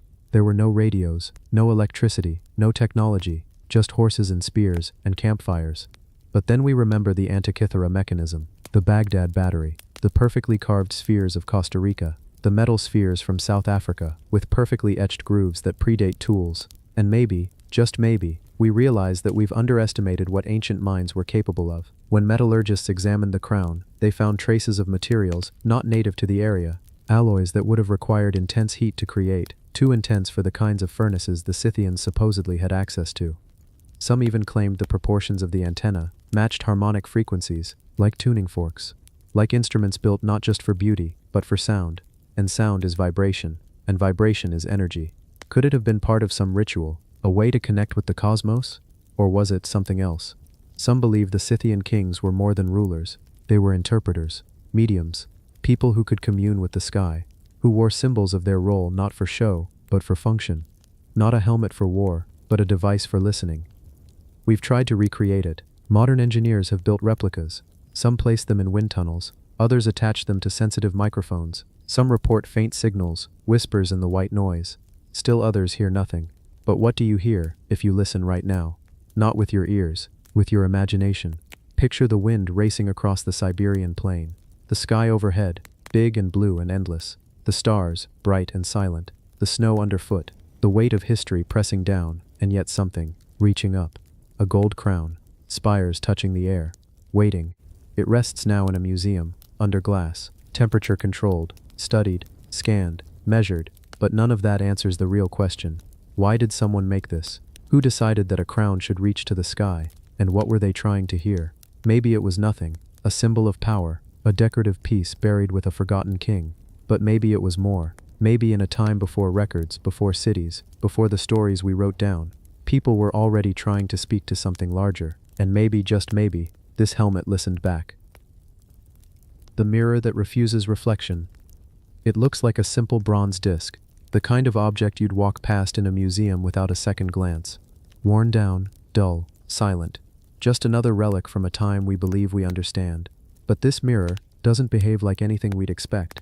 Discovered in tombs dating back more than 2,000 years, during China's Han Dynasty, these so-called magic mirrors were meant to be placed with the dead, artifacts to carry into the afterlife. But this mirror, wasn't made for vanity. It was never meant to show your reflection. In fact, it almost seems to resist it. It's when a beam of light strikes the polished side, just right, that the mirror finally speaks.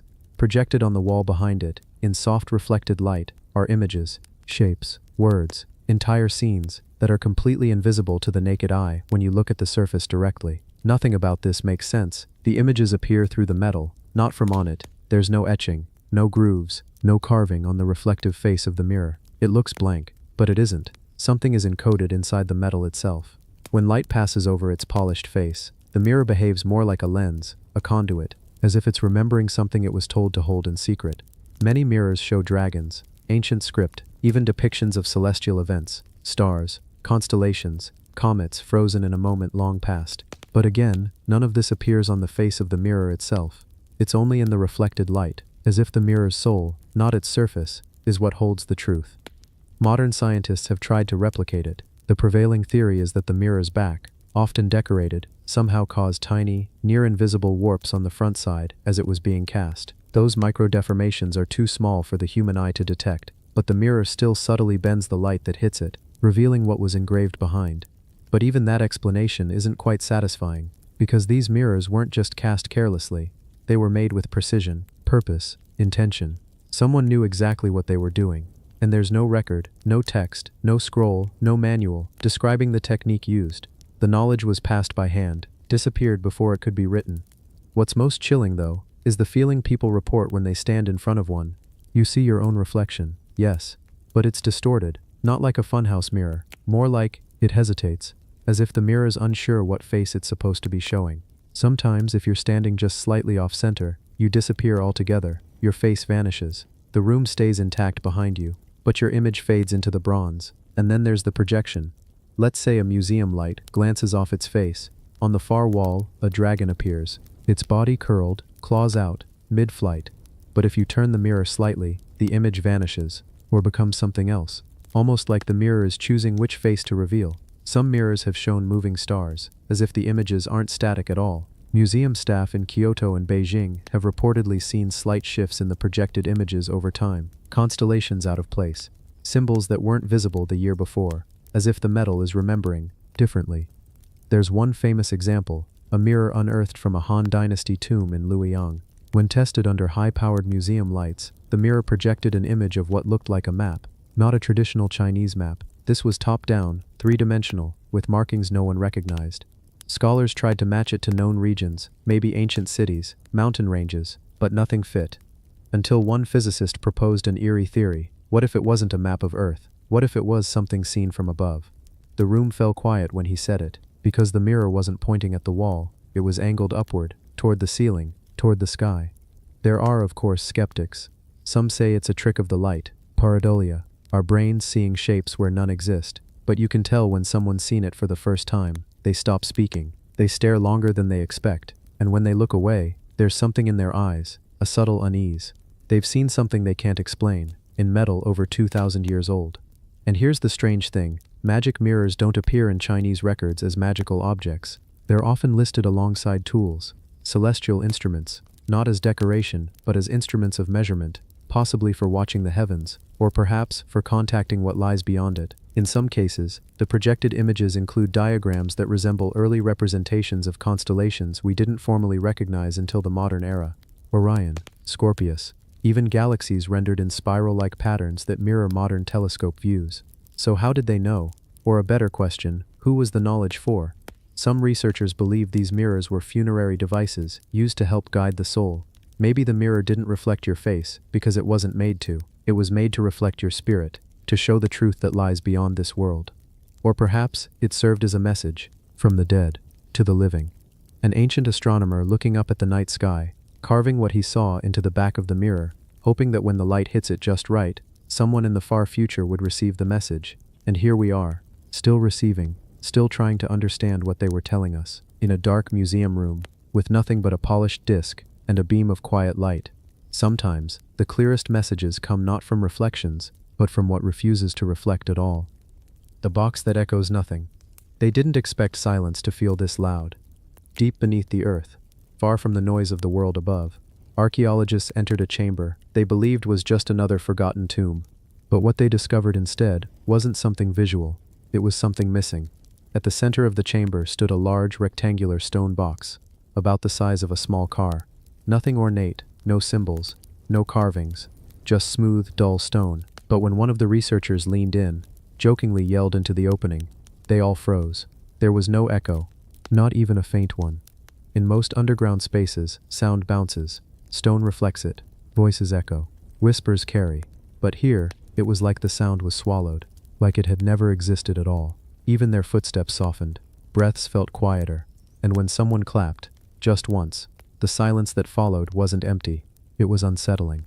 Later, the box was scanned. Its dimensions weren't random. Every wall, every curve, every angle had been calculated with eerie precision, as if someone or something had designed it not for the eye but for the ear. The stone it was made of, a blend not native to the surrounding region, a mix of minerals known for their sound-dampening properties. Some experts say the material was thousands of years ahead of its time in terms of acoustic design. But how could that be? Some proposed it was a coincidence, that erosion or natural processes shaped it this way over time. But there was a problem with that theory. The box wasn't broken, it wasn't worn, it was perfectly preserved, deliberately shaped. The edges weren't eroded, they were carved. And then there were the temperature fluctuations. Visitors standing too close for too long often felt a strange shift in their body heat. as if the box was drawing warmth or reacting to presence. One researcher claimed her watch stopped working while standing next to it. Others reported a gentle buzzing in their ears, like a low frequency only the body could sense, not hear. The chamber became a place of curiosity and caution. Sound engineers brought in their tools: microphones, decibel meters, frequency detectors. They tried music, whispers, recorded loops. Every time, the result was the same: silence. Not even feedback from their devices. One said it was as if the box ate sound, and then came a breakthrough, or maybe something worse. A researcher placed a small speaker inside and played back a sequence of pure tones, frequencies often used in resonance tests. After a few seconds, the speaker stopped working. Not burned out, just dead. Later examination found no damage. The speaker worked fine outside the box, but inside, something prevented vibration entirely. That was when someone called it a dead chamber. Not just acoustically silent, but inert, non-responsive. It didn't just reflect nothing, it resisted interaction. So why build a box like this? Theories vary. Some think it was a ritual object, meant to quiet the mind or simulate death. The ancient version of sensory deprivation, a way to reach altered states of consciousness. No light, no sound, just yourself, your breath, your heartbeat. Others wonder if it was built to contain something, not sound, but something else. Something dangerous, something ancient, like a vessel for energy, or a prison. One fringe theory even claims it was an ancient machine, a sound-based device. Not for capturing or amplifying, but canceling. Designed by a civilization that understood resonance, vibration, and human perception on a level we're only beginning to study.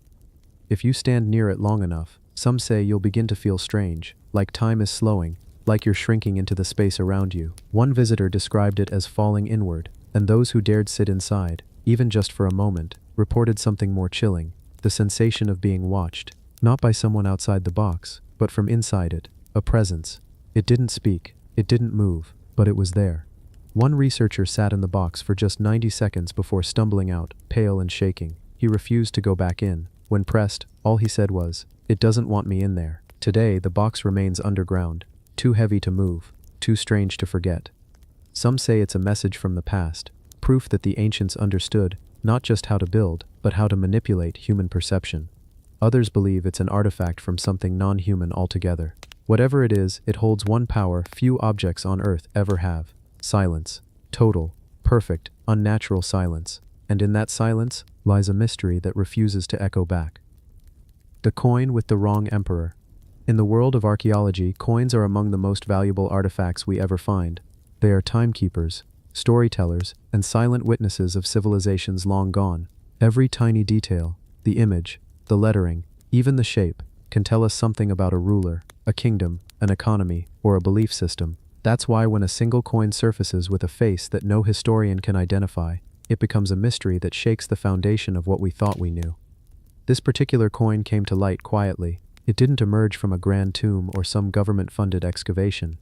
It was discovered in a modest collection by a private collector in Europe, buried among hundreds of other Roman coins.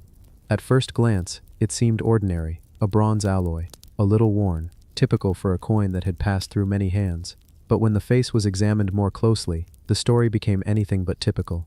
The man on the coin was dressed like an emperor, a laurel crown wrapped tightly around his curls, his face shaped with that familiar Roman realism, stern, mature, commanding. But the name, the inscription carved along the coin's rim, matched no known emperor in the entire recorded line of Roman rulers. Not one ancient text mentioned him. No statues, no mosaics, no battle records or family trees. Just this coin, this single, solid, stubborn piece of metal suggesting that someone ruled who wasn't supposed to. Experts thought maybe it was a misstrike, a factory error, so to speak. But that theory didn't last long. The quality of the engraving was too precise. The face wasn't copied from any other coin. The lettering wasn't jumbled or reversed. It looked deliberate, and the metal composition matched Roman standards from the mid-3rd century. This was a real Roman coin, featuring someone history forgot. The coin bore a name, Spontianus. To the average person it means nothing, but to numismatists, those who study currency, it rang hollow. No record of any Spontianus ruling Rome, no commander, no governor, nothing, and yet the coin looked real. What made things even more bizarre was the location where coins like this were supposedly found: Transylvania, modern-day Romania, far from Rome, far from the Senate, but still under Roman rule during the empire's peak. Could it be that during a chaotic period, someone declared themselves emperor in isolation? A ruler with no support from Rome, but full control over a distant outpost. Some historians believe that during the crisis of the 3rd century, a time when the Roman Empire nearly collapsed, many generals and commanders across the empire began declaring themselves emperors in their own regions. It was a chaotic era, with over 25 men claiming imperial power in a single 50-year stretch. Sampsionius might have been one of these shadow emperors, lost to history because his rebellion was short-lived, or because Rome wiped him from memory intentionally. But why only one coin? Normally, emperors minted tens of thousands of coins to spread their face and name, propaganda in a way. So why does only one Sponsionius coin seem to exist? And why was it found with other real Roman coins, suggesting it was used and circulated, even if briefly? Some scholars propose another possibility, that it was a local minting, a kind of emergency currency, in isolated provinces. If central coin shipments didn't arrive, soldiers and local governments sometimes created their own money using whatever tools and materials they had. This could explain why the Sponsionius coin was made with care, but didn't match the usual Roman mass production. Then there's the most chilling possibility, that Sponsionius was real, but purposefully erased. Throughout history, when a ruler was overthrown or disgraced, their images were destroyed, their statues toppled, their names chiseled out of stone. The Romans even had a term for it, damnatio memoria, the condemnation of memory. Maybe Sponsionius wasn't forgotten by accident. Maybe he was erased on purpose. If true, this would make the coin even more valuable, not for its metal, but for what it represents, the only surviving memory of a man who once ruled, however briefly, and was erased from every scroll and inscription Rome left behind. There's something eerily powerful about holding a coin in your hand, and knowing the face staring back at you might be the only trace of a lost emperor, a face that millions once saw in markets, in temples, in the hands of soldiers, now seen only by a few, a ghost ruler, pressed into metal. The coin has since undergone extensive analysis, microscopy, chemical testing, 3D scanning, and the more scientists study it, the more they believe it's not a forgery. The wear patterns suggest it was handled, spent, dropped. The corrosion matches genuine Roman-era coins. The lettering style is consistent with the mid-200s. Still, no other copies have been found. If Sponsionius ruled, where was his palace? Where is his tomb, his army, his laws, his legacy? And yet, maybe that's what makes the mystery so haunting, the idea that someone could lead, conquer, command, and still be forgotten, that even emperors can vanish, all but one tiny coin left behind. It makes you wonder, how many rulers like him were lost to time? How many names once echoed through marble halls but now live only in one quiet artifact, buried in a drawer, or buried beneath the soil? The sands of time don't care who you were. They cover everything eventually, unless something slips through. And in this case, that something is a coin with the wrong emperor. The disc with a code we can't crack. In the heart of an island that once stood at the center of ancient Mediterranean trade routes, a slab of fired clay lay buried beneath centuries of dust. It wasn't gold. It wasn't jewel-encrusted. It wasn't hidden in a temple, or buried in a royal tomb. And yet, what was carved into its surface would become one of the most baffling puzzles in the history of archaeology. The year was 1908. An Italian archaeologist named Luigi Pernier was excavating the ruins of the Minoan Palace at Phaistos, on the island of Crete. The site was already yielding remarkable artifacts, pottery, frescoes, linear scripts that hinted at a sophisticated civilization. But then, deep within a basement room, under rubble and debris, something odd appeared. A disc. Clay, about 15 centimeters in diameter, slightly convex, like a pressed biscuit, and on its surface, a spiral of symbols, stamped rather than carved. Dozens of them, looping from the edge to the center on both sides of the disc. Each symbol was crisp and deliberate. There were helmeted heads, plumed birds, flowers, arrows, axes, each one repeated with intention, like a kind of alphabet. But it wasn't linear A. It wasn't linear B. It wasn't Greek, Egyptian, or Phoenician. It wasn't anything. It was new. Or, more accurately, it was old, far older than anyone could place, but completely foreign to any known language. To this day, no one has deciphered it. At first, it seemed like it might be a simple syllabary. That's how linear B was eventually cracked. It used signs to represent sounds. But the Phaistos disc was something else entirely. The symbols weren't scratched by hand. They were pressed. That alone was extraordinary. This wasn't scribbled in haste or chiseled one by one. It was stamped, like a kind of movable type, thousands of years before Gutenberg printed a Bible in Europe. That fact alone raises questions. How did someone in the Bronze Age develop a method of printing using standardized symbols on a clay disc? Why haven't we found other discs like it? Where are the matching stamps, the molds, the context? This disc, with its stylized pictograms, doesn't seem to belong to any other artifact from the time. It was found completely alone, no copies, no matching language, no parallel texts. It stands outside the entire written record of the ancient world. Some have called it a calendar. Others say it's a hymn, a ritual, a prayer, a game board, even a code. Some researchers have tried statistical analysis, frequency models. They've counted the number of repeated symbols, compared placement patterns, and looked for anything that could resemble grammar. Still nothing. Over 240 symbols appear on the disc, divided by lines into word-like groupings. Some symbols repeat multiple times, others only once. And yet, even with all the computational power we now have, no one can say with certainty what it says, or even if it says anything at all. What if it's not a language? Some argue it might be an early form of musical notation. Others suggest it's not meant to be read linearly at all, but spatially, like a map, a dance, a ritual sequence. There are theories that it encodes gestures, steps, movements. But again, without another artifact to compare it to, we're left in the dark. There's also the possibility that it's a hoax. Some scholars have raised the idea, controversial though it may be, that perhaps the Phaistos disc was created in more modern times and planted during excavation. But this theory hasn't gained much ground.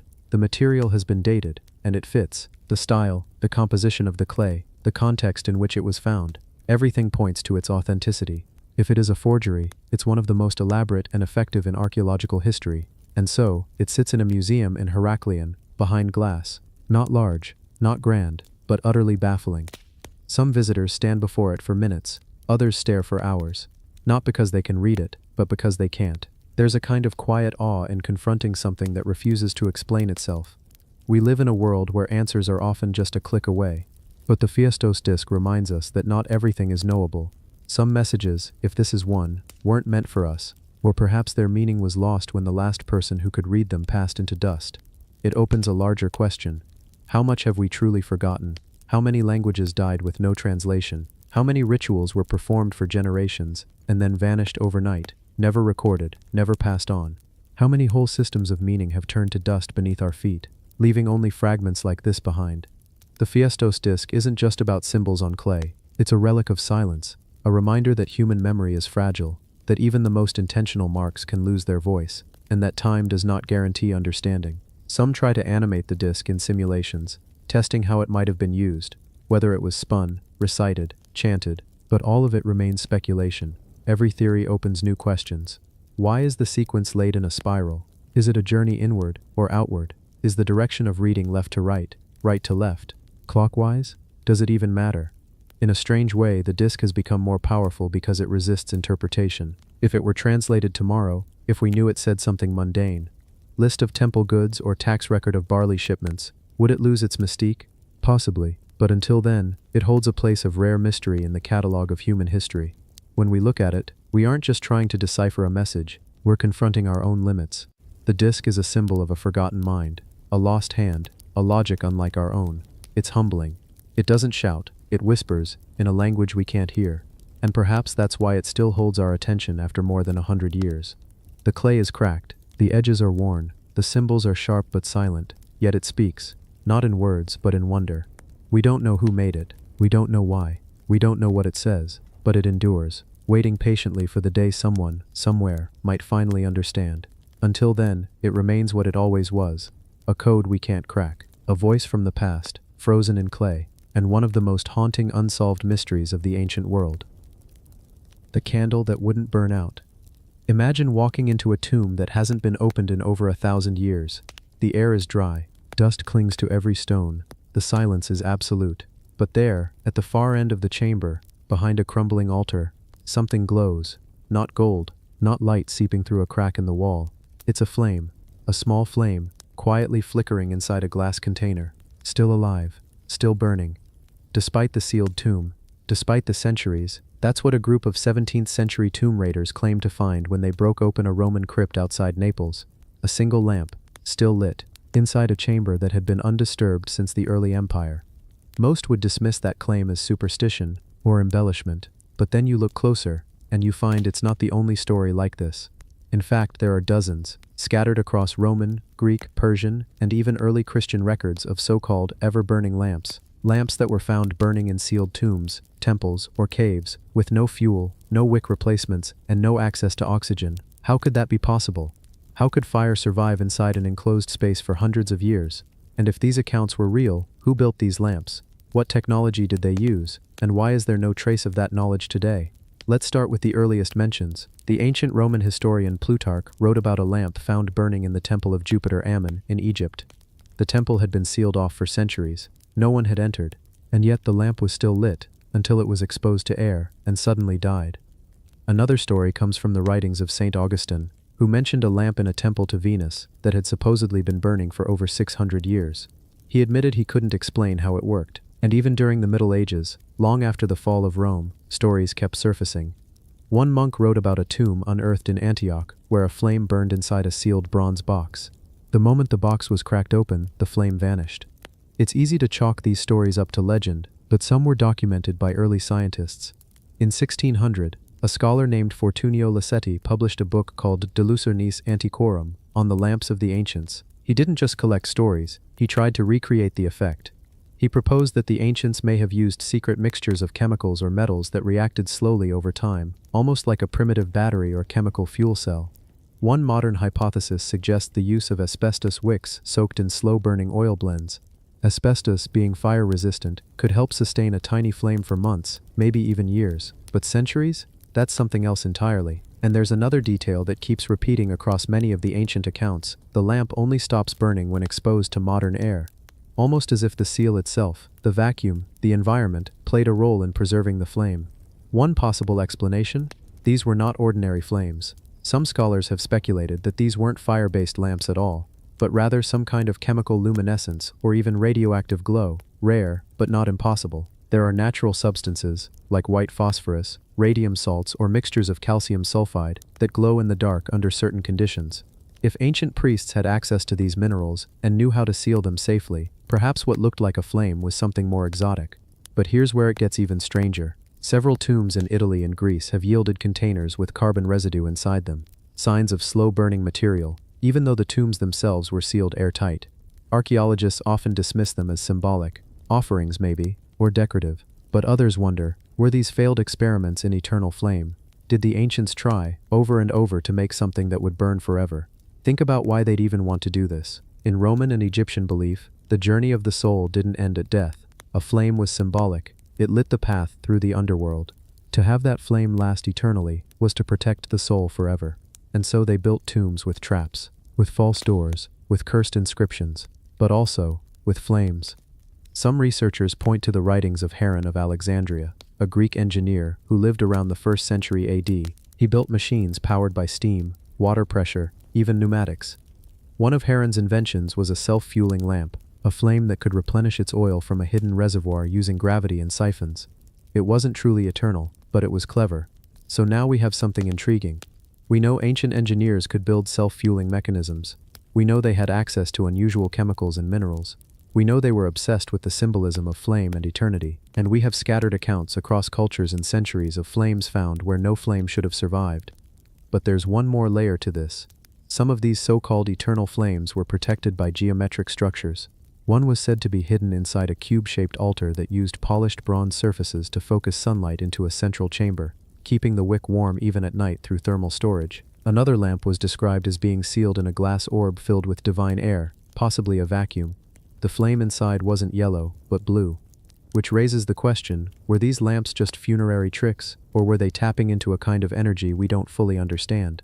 It's tempting to imagine some lost science, a discovery forgotten, or perhaps hidden. Because as recently as the 1800s, a tomb was opened near Rome, and a small bronze cup was found inside, still warm to the touch. The flame was gone, but the air smelled faintly of sulfur.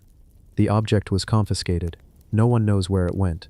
We live in an age where we believe all the ancient mysteries have been solved, but a story like this, a flame that wouldn't go out, reminds us how much we still don't understand. Who were the people who made these eternal flames? What materials did they use? Where did that knowledge go? And most of all, how many more of these sealed lamps still lie beneath the ground, quietly burning, alone in the dark? The ring that doesn't rust. It stands quietly in the heart of Delhi, a pillar forged more than 1600 years ago, and at its base, a simple iron ring. Ordinary at first glance, weathered, modest, but not once in all those centuries has it rusted. Not through dust storms, not through monsoons, not even through acid rains. In a world where metal corrodes with time, this iron simply doesn't.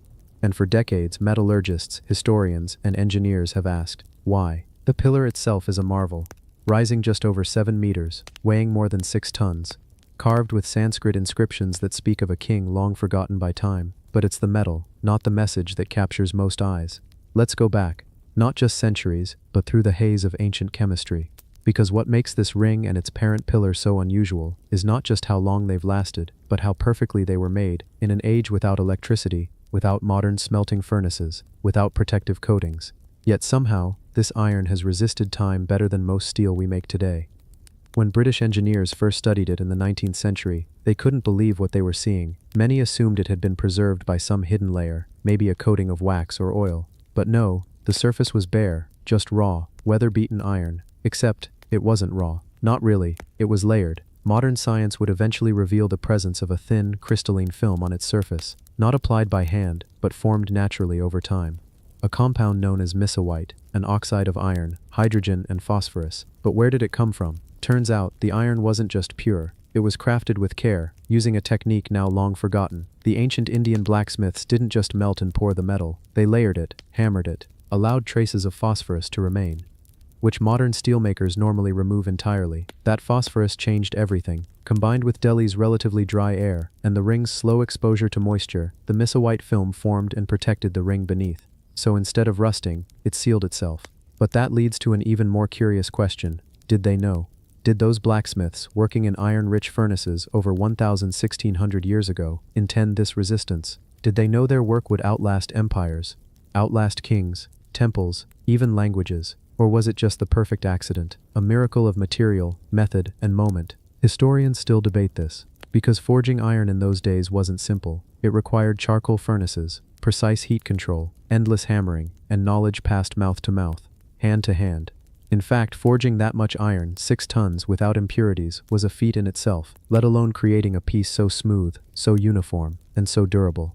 When you look at the ring now, it's easy to miss all this. It looks small, simple, but imagine what it survived. The Mughal invasions, British colonial rule, pollution from modern Delhi traffic, tourists brushing fingers against its cool metal, rains, sun, floods, earthquakes, yet it stands, untouched, unbent, unbroken. In local legends it's said the pillar was a gift from the gods. Some even believe it marks the spot where the earth rests, a symbolic nail driven into the back of the cosmic serpent. And if the pillar ever falls, so will the world.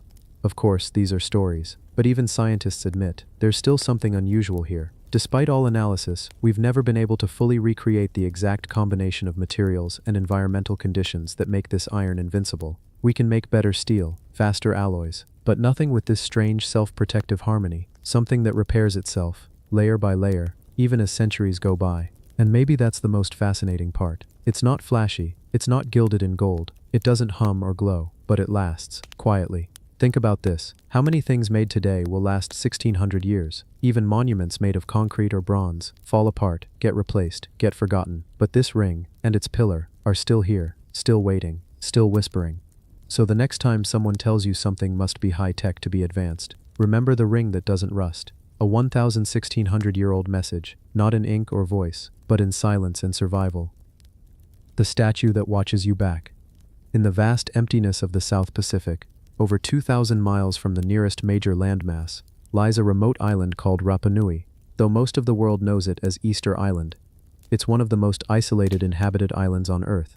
But despite its small size and extreme remoteness, it houses one of the most famous archaeological mysteries in the world, a mystery that continues to leave even seasoned researchers quietly unsettled. Dotting the landscape like silent sentinels are nearly 1,000 giant statues, known as moai. These figures, tall, solemn, and carved from volcanic rock, weigh up to 80 tons and stand as tall as a 4-story building. They have oversized heads, long ears, and featureless bodies that fade into the stone. And perhaps most haunting of all, they appear to be watching. You can't shake the feeling. When you walk among them, whether under the blazing tropical sun or beneath a star-choked sky, it feels as though something ancient is aware of your presence. Not just the sense of history, but a sense of attention. You begin to wonder, are you studying the statues, or are they studying you? And then you learn about the eyes. Most people don't realize this, But originally, some of the moai weren't blind, they had eyes. Not carved eyes, but something else. Socketed eyes, inlaid with coral and black obsidian pupils, added after the rest of the statue was erected. When these eyes were in place, the moai transformed from passive monuments to something more unnerving. They didn't just stand, they looked, they stared, and legend says, they saw. According to Rapa Nui oral traditions, the moai were more than art. They weren't decorations, they were vessels, anchors, created to hold the spiritual power of ancestors, a force called mana. The larger the statue, the more mana it could contain. The stronger the chief or elder, the more mana they could project into the world, through the moai's gaze. Some were said to watch over specific clans. Others faced the village, their back to the sea, guarding their people, keeping balance, ensuring survival. But over time, something changed. One by one, the statues were toppled, their eyes removed, their faces buried, their mana forgotten. And yet, when archaeologists began to restore the statues in the 20th century, re-erecting a handful and even recreating the original eye inlays, locals started to report something strange. The statues felt different, almost alert, more intense, like they had reawakened. Of course, to modern science, these reports are anecdotal, superstition, coincidence, but the unease is real. Even today, some islanders refuse to pass certain moai after sunset, not because of any specific threat, but because the feeling is too much, like walking past an old soldier still on duty, silent, still, but not unaware. How were these statues even built? Most of the moai were carved from volcanic tuff, a soft rock found in the Rano Raraku quarry. They were sculpted using stone tools and incredible patience. But it's what came after the carving that raises questions. The people of Rapa Nui had no wheels, no beasts of burden, no metal tools, and yet they moved these colossal statues miles across uneven terrain, even uphill in some cases. How? Some researchers suggest they were rolled on logs. Others believe they were walked upright, using ropes and human coordination, a technique that was successfully recreated in modern times. But that only deepens the mystery. How did a relatively small population, with limited resources, achieve this on such a massive scale? Why dedicate so much effort? Why build hundreds? Why make them look like this?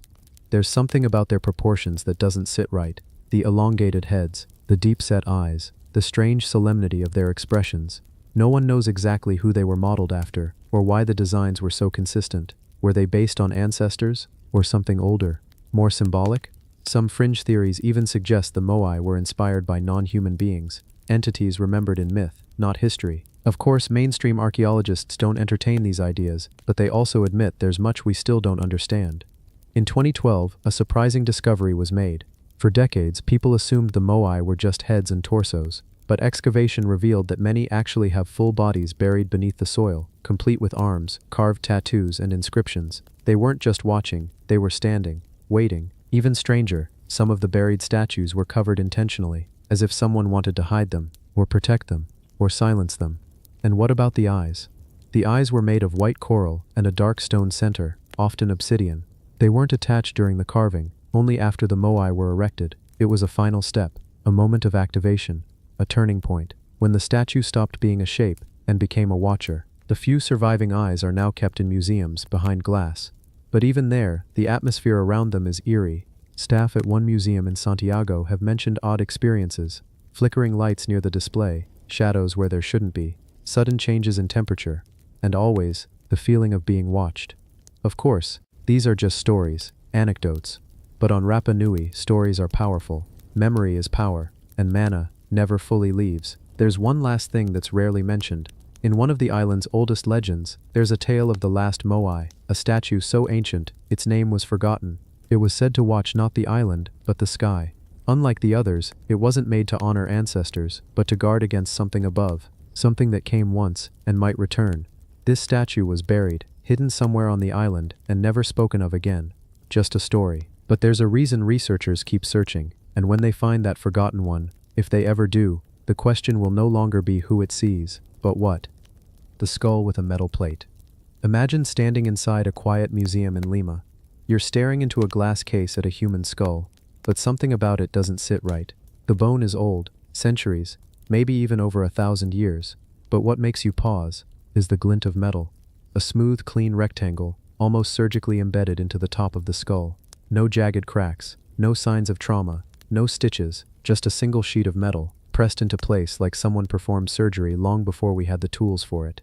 This isn't science fiction. This is an actual artifact pulled from the earth in ancient Peru, and archaeologists still aren't quite sure what to make of it.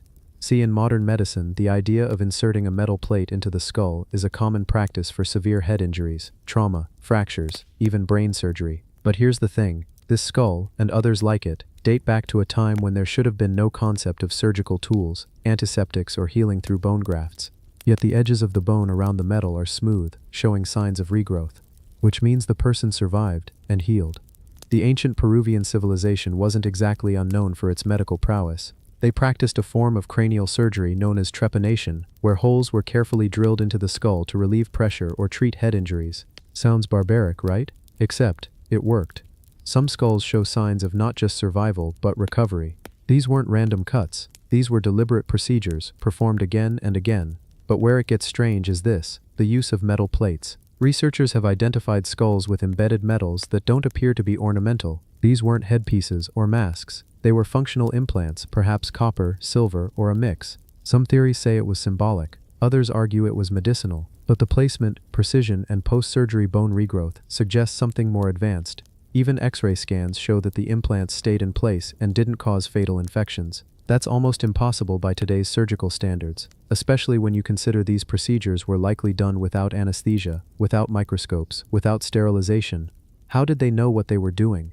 One idea is that these skull surgeries weren't done in isolation. They were the result of generations of trial and error. In some areas of Peru, entire cemeteries have been uncovered with hundreds of skulls, some bearing failed trepanations, others with nearly perfect ones.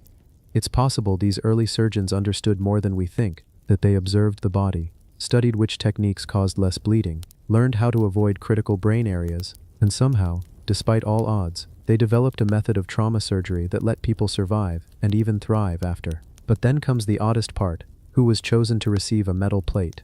These weren't everyday people. Most of the skulls with metal implants appear to belong to individuals of higher status, leaders, warriors, maybe even shamans. Were these early versions of prosthetics meant to preserve their lives, or was there a deeper purpose? Some researchers have proposed a spiritual angle, that the metal wasn't just physical support, but something symbolic. A connection to the heavens, an energy conductor, a mark of rebirth after death. After all, in many Andean traditions, the head was sacred, the vessel of the soul. In some ways, these skulls are medical marvels. In others, they're complete mysteries. No written texts explain how the procedures were done, no blueprints, just the remains, silent, but undeniably advanced. And then there's the whisper among fringe theorists, that this metal didn't come from Earth, that the plate wasn't just copper, it was something harder to explain. A material not matching anything local. These are, of course, unproven. But the fact that such theories even exist shows just how far this mystery reaches. Today, if you were to walk through certain museums in South America, you'd see them on display, skulls lined in glass, their metal plates still shining dully after centuries underground. Somewhere, in a forgotten Andean mountain village, a healer once held a blade and a piece of metal and saved a life that should have been lost. And somehow, we're still trying to figure out how they did it. The device that predicted the stars. It was pulled from the depths of the Aegean Sea, covered in rust and coral, looking like just another relic from a long-forgotten shipwreck. At first glance, there was nothing particularly special about the strange lump of bronze and gears. But as conservators began cleaning it, brushing away centuries of salt and silence, something began to emerge. A complexity that didn't belong to the era it was found in. It was mechanical, precise, and ancient. This device, known today as the Antikythera mechanism, is unlike anything else from its time. Buried for over 2,000 years, it had no right to exist. Not with the level of engineering it held. Because this was more than a simple gear or dial. This was a computer, a machine capable of tracking the movements of the stars, the sun, the moon, even predicting eclipses. It's older than most surviving technology, and yet it seems to function like something that should have come centuries later, possibly thousands. How could such an advanced machine have been made during a time when the world supposedly lacked the tools to create it? The Antikythera mechanism was discovered in 1901 by sponge divers near the Greek island of Antikythera. What they thought was a shipwreck filled with statues and bronze turned out to be something far more mysterious. Among the wreckage, they found this encrusted bronze fragment, something the divers at first mistook for a simple gear or decorative piece. But the longer they studied it, the stranger it became. It wasn't a single gear. It was a system of gears, dozens of interlocking parts, each one carefully cut, forming a mechanism with incredible accuracy. Like a puzzle from the past, the device seemed to be telling a story. If only someone could read it. For decades, the device sat in museums, barely understood. It wasn't until modern imaging techniques were used, like X-ray tomography and 3D scanning, that researchers began to truly understand what they were looking at. Inside the corroded metal, they found gears layered with astonishing precision. Some had tiny hand-cut teeth, others connected to rotating dials. It began to resemble something familiar, the inner workings of a clock. But this wasn't telling time, it was predicting the sky. The more they studied the gears, the more they discovered the mechanism was astronomically accurate. It tracked the phases of the moon. It predicted solar and lunar eclipses with exact dates. It mapped the positions of planets, including retrograde motion, when a planet appears to move backward in the sky. The ancient Greeks didn't just build a model of the sky, they engineered one that could move. And even stranger, the mechanism wasn't symbolic or decorative. It worked. How could they have done this? At the time of its creation, around 150 BCE, Europe was still developing basic iron tools. Clockwork mechanisms like this didn't appear again until the 14th century, and yet this device, made of bronze and thought to be built by unknown Greek artisans, shows a level of miniaturization and mathematical understanding that rivals Renaissance-era devices. Could there have been an unknown lineage of scientific knowledge now lost? Was this the only such machine ever built, or simply the only one that survived? Inscribed on the casing are faint Greek texts, instructions, dates, and references to astronomical events, but deciphering them hasn't been easy. Time, corrosion, and sea salt have erased much. What little remains reveals a world obsessed with the stars, a world that didn't just gaze upward but tried to predict it. Imagine for a moment being an ancient Greek philosopher, turning the gears of this machine in your hands, watching dials spin as you calculate the next lunar eclipse, holding in your fingers the future of the heavens. The front dial of the device appears to show the zodiac, a calendar of the stars. Behind that, more dials display the Metonic cycle, a 19-year lunar calendar used to synchronize moon phases with the solar year. One dial even shows the Saros cycle, a nearly 18-year period used to predict eclipses with incredible precision. These were not crude approximations, they were correct. How did ancient craftsmen create such accurate calculations? They had no telescopes, no modern mathematics, no metal lathes or precision cutting tools.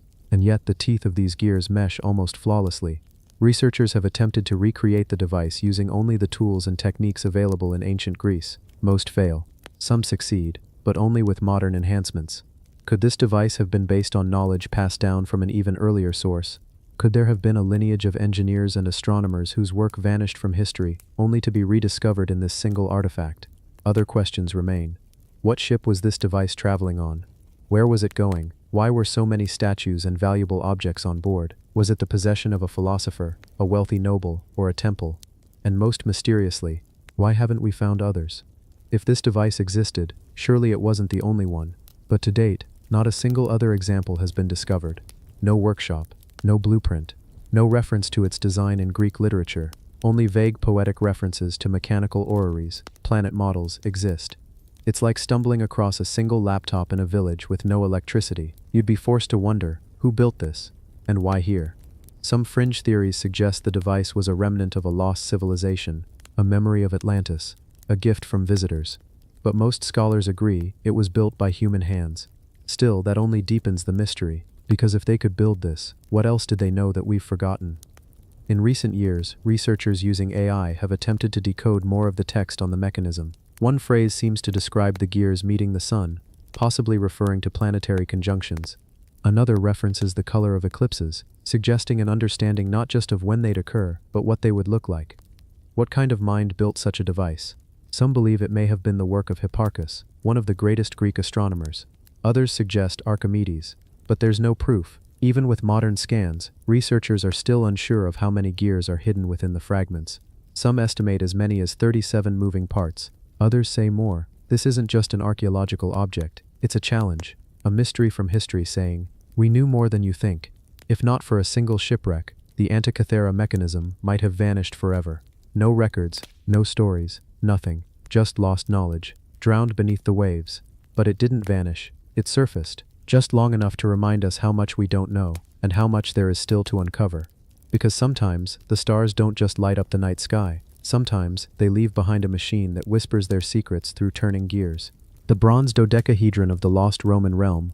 Let the sound of swaying tree branches and distant birds fade into a hush as we settle into the story. They weren't expecting something cosmic, But as archaeologists gently brushed away centuries of soil north of the Roman Empire's old boundaries, in what is now France, a small bronze object emerged. 12 faces, hollow, pentagonal panels, each pierced with circular holes of varying size, small knobs at the 20 vertices, between golf ball and grapefruit size. Nothing like it in Rome. It turned out to be one of over 120 Roman dodecahedra, bronze 12-sided puzzles dug up across Europe, but nearly none in Italy itself. They date from the 2nd to 4th centuries AD, found largely in the former northwestern provinces, Belgium, Germany, France, Britain, and nearby regions. Live Science +1, New York Post 1. At first glance, they might be dismissed as toys, candlestick holders, or measuring tools. One might even be placed beside a bone rod in a woman's grave, suggesting ritual or symbolic use. Live Science +1, New York Post 1. Yet with no mention in Roman texts, no designs, no inscriptions, their purpose remains stubbornly unknown. So what are they? Maybe they were practical. A measuring gauge for cloth or threads, some say. The varying holes might fit different sized tools, a dice set, perhaps, or a candlestick with holes for wicks. But none of that feels right. The craftsmanship is too precise, too consistent. They're hollow, thin-walled, usually flawless. Maybe they were philosophical. Classical researcher Michael Guggenberger proposed the dodecahedron could embody Platonic or Pythagorean cosmology, where the 12-faced shape symbolizes the universe itself. Live Science +1, New York Post 1. In that sense, maybe they were amulets, ritual symbols, emblems of divine order carried by merchants, soldiers, or spiritual leaders. Here's another hint. Despite widespread distribution, they're never found in Italy, the heart of Rome. Many appear in Celtic-influenced zones, close to trade routes or frontier boundaries. What if they were imported from Celtic cultures, or made for local elites who fused Roman and local belief systems? Something Celtic European landmarks beyond Rome. Let's imagine holding one. You cradle the cold bronze, you turn it, and each face reveals a different ring of holes. Hole diameters from a few millimeters to over a centimeter. Each vertex adorned with a tiny knob, carefully rounded, balanced. It feels complete, intentional. My mind drifts to metaphors, a miniature cosmic model, unfinished constellations, an object meant to channel universal harmony.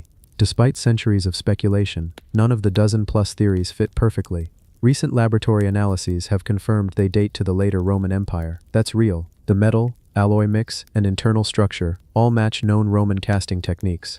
thetravel.com +3 live science +3 splashtravels.com +5 pararational.com +5 thetravel.com +5 pararational.com +5 thetravel.com +5 pararational.